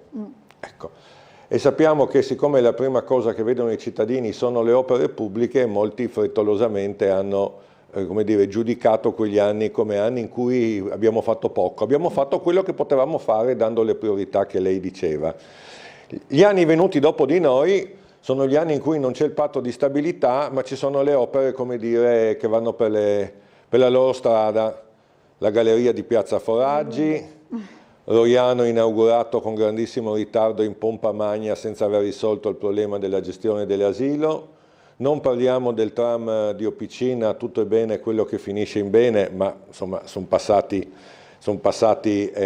quasi 9 anni nei quali tra le altre cose non si sono fatte le azioni di manutenzione programmata che richiederanno probabilmente di fermarlo nuovamente alla fine di quest'anno. Insomma, le possibilità erano molto maggiori, i risultati direi che sono stati, cominciano a pensarlo moltissimi cittadini, no? molto deludenti. Quanto all'allineamento dei pianeti, guardi, lei ha ragione, io ci credo poco all'allineamento dei pianeti sia che sia di centro-sinistra sia che sia di centrodestra. Continuo ostinatamente a credere che le istituzioni dovrebbero collaborare lealmente con rispetto ma anche con rigore e serietà, sia che abbiano colore diverso sia che abbiano lo stesso colore e non scambiarsi favori o siluri a seconda dell'allineamento. Quanto al suo diritto di garanzia che ha ricordato, lo eserciti e lo esercitino anche i cittadini che si trovano di fronte alla impossibilità del servizio pubblico di garantire le prestazioni sanitarie necessarie nei tempi necessari. è un diritto, lo ricordiamo. Allora, prima di lasciare appunto i suoi appuntamenti, c'è la vignetta, volevo solo proprio far vedere, di Marco Englaro, chiusura tombale del sottopasso della stazione, e se vedi che noi siamo arrivati a demolirlo. Se vedi sì, proprio noi siamo arrivati a demolirlo, si risolvono così i problemi, anche con lo slogan chiudiamo quello che è diventato un orinatoio. Ahimè, in molte situazioni è diventato anche un riparo dalle intemperie, oltre che un orinatoio, quindi andava benissimo la chiusura, magari andava bene anche aprire qualcosa dove la gente possa trovare riparo dignitosamente. Allora, grazie a Roberto grazie a lei Cosolini e grazie a per essere Tele4. stato con noi. Torni presto a trovarci. Noi, per consentirgli di uscire dallo studio, rivediamo insieme anche un servizio che è andato in onda nel telegiornale di ieri sulla manifestazione Mare Nord-Est. Trieste accoglie una delle protagoniste più affascinanti del panorama mondiale dell'apnea. Sanda Delia, atleta triestina di origini croate, sarà ospite d'onore alla prossima edizione di Mare Nord-Est, portando con sé non solo il prestigio dei suoi straordinari traguardi, ma anche una visione profonda del rapporto tra corpo, mente e natura. Il 17 marzo scorso, nel cuore gelato della Siberia, si è immersa nelle acque cristalline ma rigidissime del lago Baikal, il più profondo della Terra, raggiungendo i 55 metri in apnea nella disciplina Free Immersion, sotto uno spesso strato di ghiaccio. Ero in Siberia, sul lago Baikal, che è uno dei laghi d'acqua dolce più profondi al mondo, e ho fatto un record del mondo lì nella stessa disciplina a 55 metri che dice molto della difficoltà, perché nella stessa disciplina poi nei mari caldi ho fatto 103 metri di immersione e è stato un tuffo molto difficile quello nel lago Baikal. L'acqua aveva 1 grado solo, il freddo ha un grosso impatto sulla performance, però ci sono riuscita e sono molto felice dell'impresa. Ma Sanda non si è fermata lì. Il 4 maggio, nelle acque ben più temperate di Mabini, nelle Filippine, ha infranto un nuovo limite, toccando i 103 metri di profondità in Free Immersion, stabilendo un ulteriore record mondiale riconosciuto dall'Associazione Internazionale per l'Apnea. Sì, è stato un record che ho inseguito da quasi 2 anni, quindi finalmente riuscirci è stata veramente una grande emozione per me, forse il tuffo più emozionante di sempre. Psicologa di formazione, cresciuta tra le coste del mare Adriatico, Sanda ha fatto dell'apnea un'arte e una filosofia di vita, portando avanti anche un forte messaggio ambientale. Il rispetto e la tutela degli ecosistemi marini passano anche attraverso l'esperienza diretta del contatto profondo con l'acqua e con se stessi. Venerdì 23 maggio alle 17:30 il pubblico di Mare Nord-Est avrà l'occasione di ascoltarla dal vivo in un incontro speciale. Sanda racconterà i dettagli delle sue imprese, il percorso che l'ha condotta a spingersi sempre più in profondità dentro l'acqua e dentro se stessa. C'è ancora una telefonata, la sentiamo. Buongiorno, chi è in linea con noi? Pronto, buongiorno. C'è qualcuno in linea o è caduta la linea? Fatemi sapere. Pronto? Allora no, credo sia caduta la linea. Andiamo a leggere ancora qualche mail, tra cui quella di Gianni, del nostro amico Gianni, che salutiamo. Allora, buongiorno Tele4. Ieri ho rivisto in chiave politica le famose baruffe narrate da Goldoni, dove tutti si accapigliavano, ma sempre nella rappresentazione teatrale. Oggi tutto è cambiato. Le liti continuano, anche se si chiamano dialettica politica. Ho visto il professor Russo e il signor Roberti nella famosa dialettica, che a me sembrava una vera lite da osteria, dice il signor Gianni. Se si continua così speriamo di no, ma l'esasperazione può portare ad allungare almeno una mano. Le mie solite monade, insomma, non è piaciuto questo spettacolo al signor Gianni. Poi magari rivediamo anche i momenti, insomma, della lite di cui parla ieri in Consiglio regionale tra l'opposizione e la maggioranza, proprio sulla crisi di maggioranza in regione che abbiamo già visto prima. Allora, questa la so, questo allineamento dei pianeti di destra tra governo, regione e comune, scrive Davide, mi ha migliorato la vita quotidiana. In cosa? Non rischio un rave party nel giardino di casa mia, adesso che c'è Conan come deterrente ancora di più, insomma è sarcastico il signor Davide. Ancora ci si potrebbe rivalere per avere la visita entro il mese, scrive Daniela, ma loro la propongono a Gorizia o Monfalcone e se si rifiuta non lo si può più fare perché una proposta nei tempi l'hanno fatta. C'è anche questo aspetto, però è comunque bene sapere quali sono i propri diritti, insomma, se è possibile richiedere o un rimborso oppure una visita appunto entro i tempi. Allora, sentiamo la telefonata. Pronto, buongiorno. Sì, buongiorno Marino. Marino, buongiorno. Chiedo scusa per la voce, ma un po' di bronchite. Buongiorno. Allora, ho letto con piacere alcuni giorni fa che la Regione ha stanziato 28 milioni per mettere in sicurezza i ponti del Friuli Venezia Giulia, naturalmente.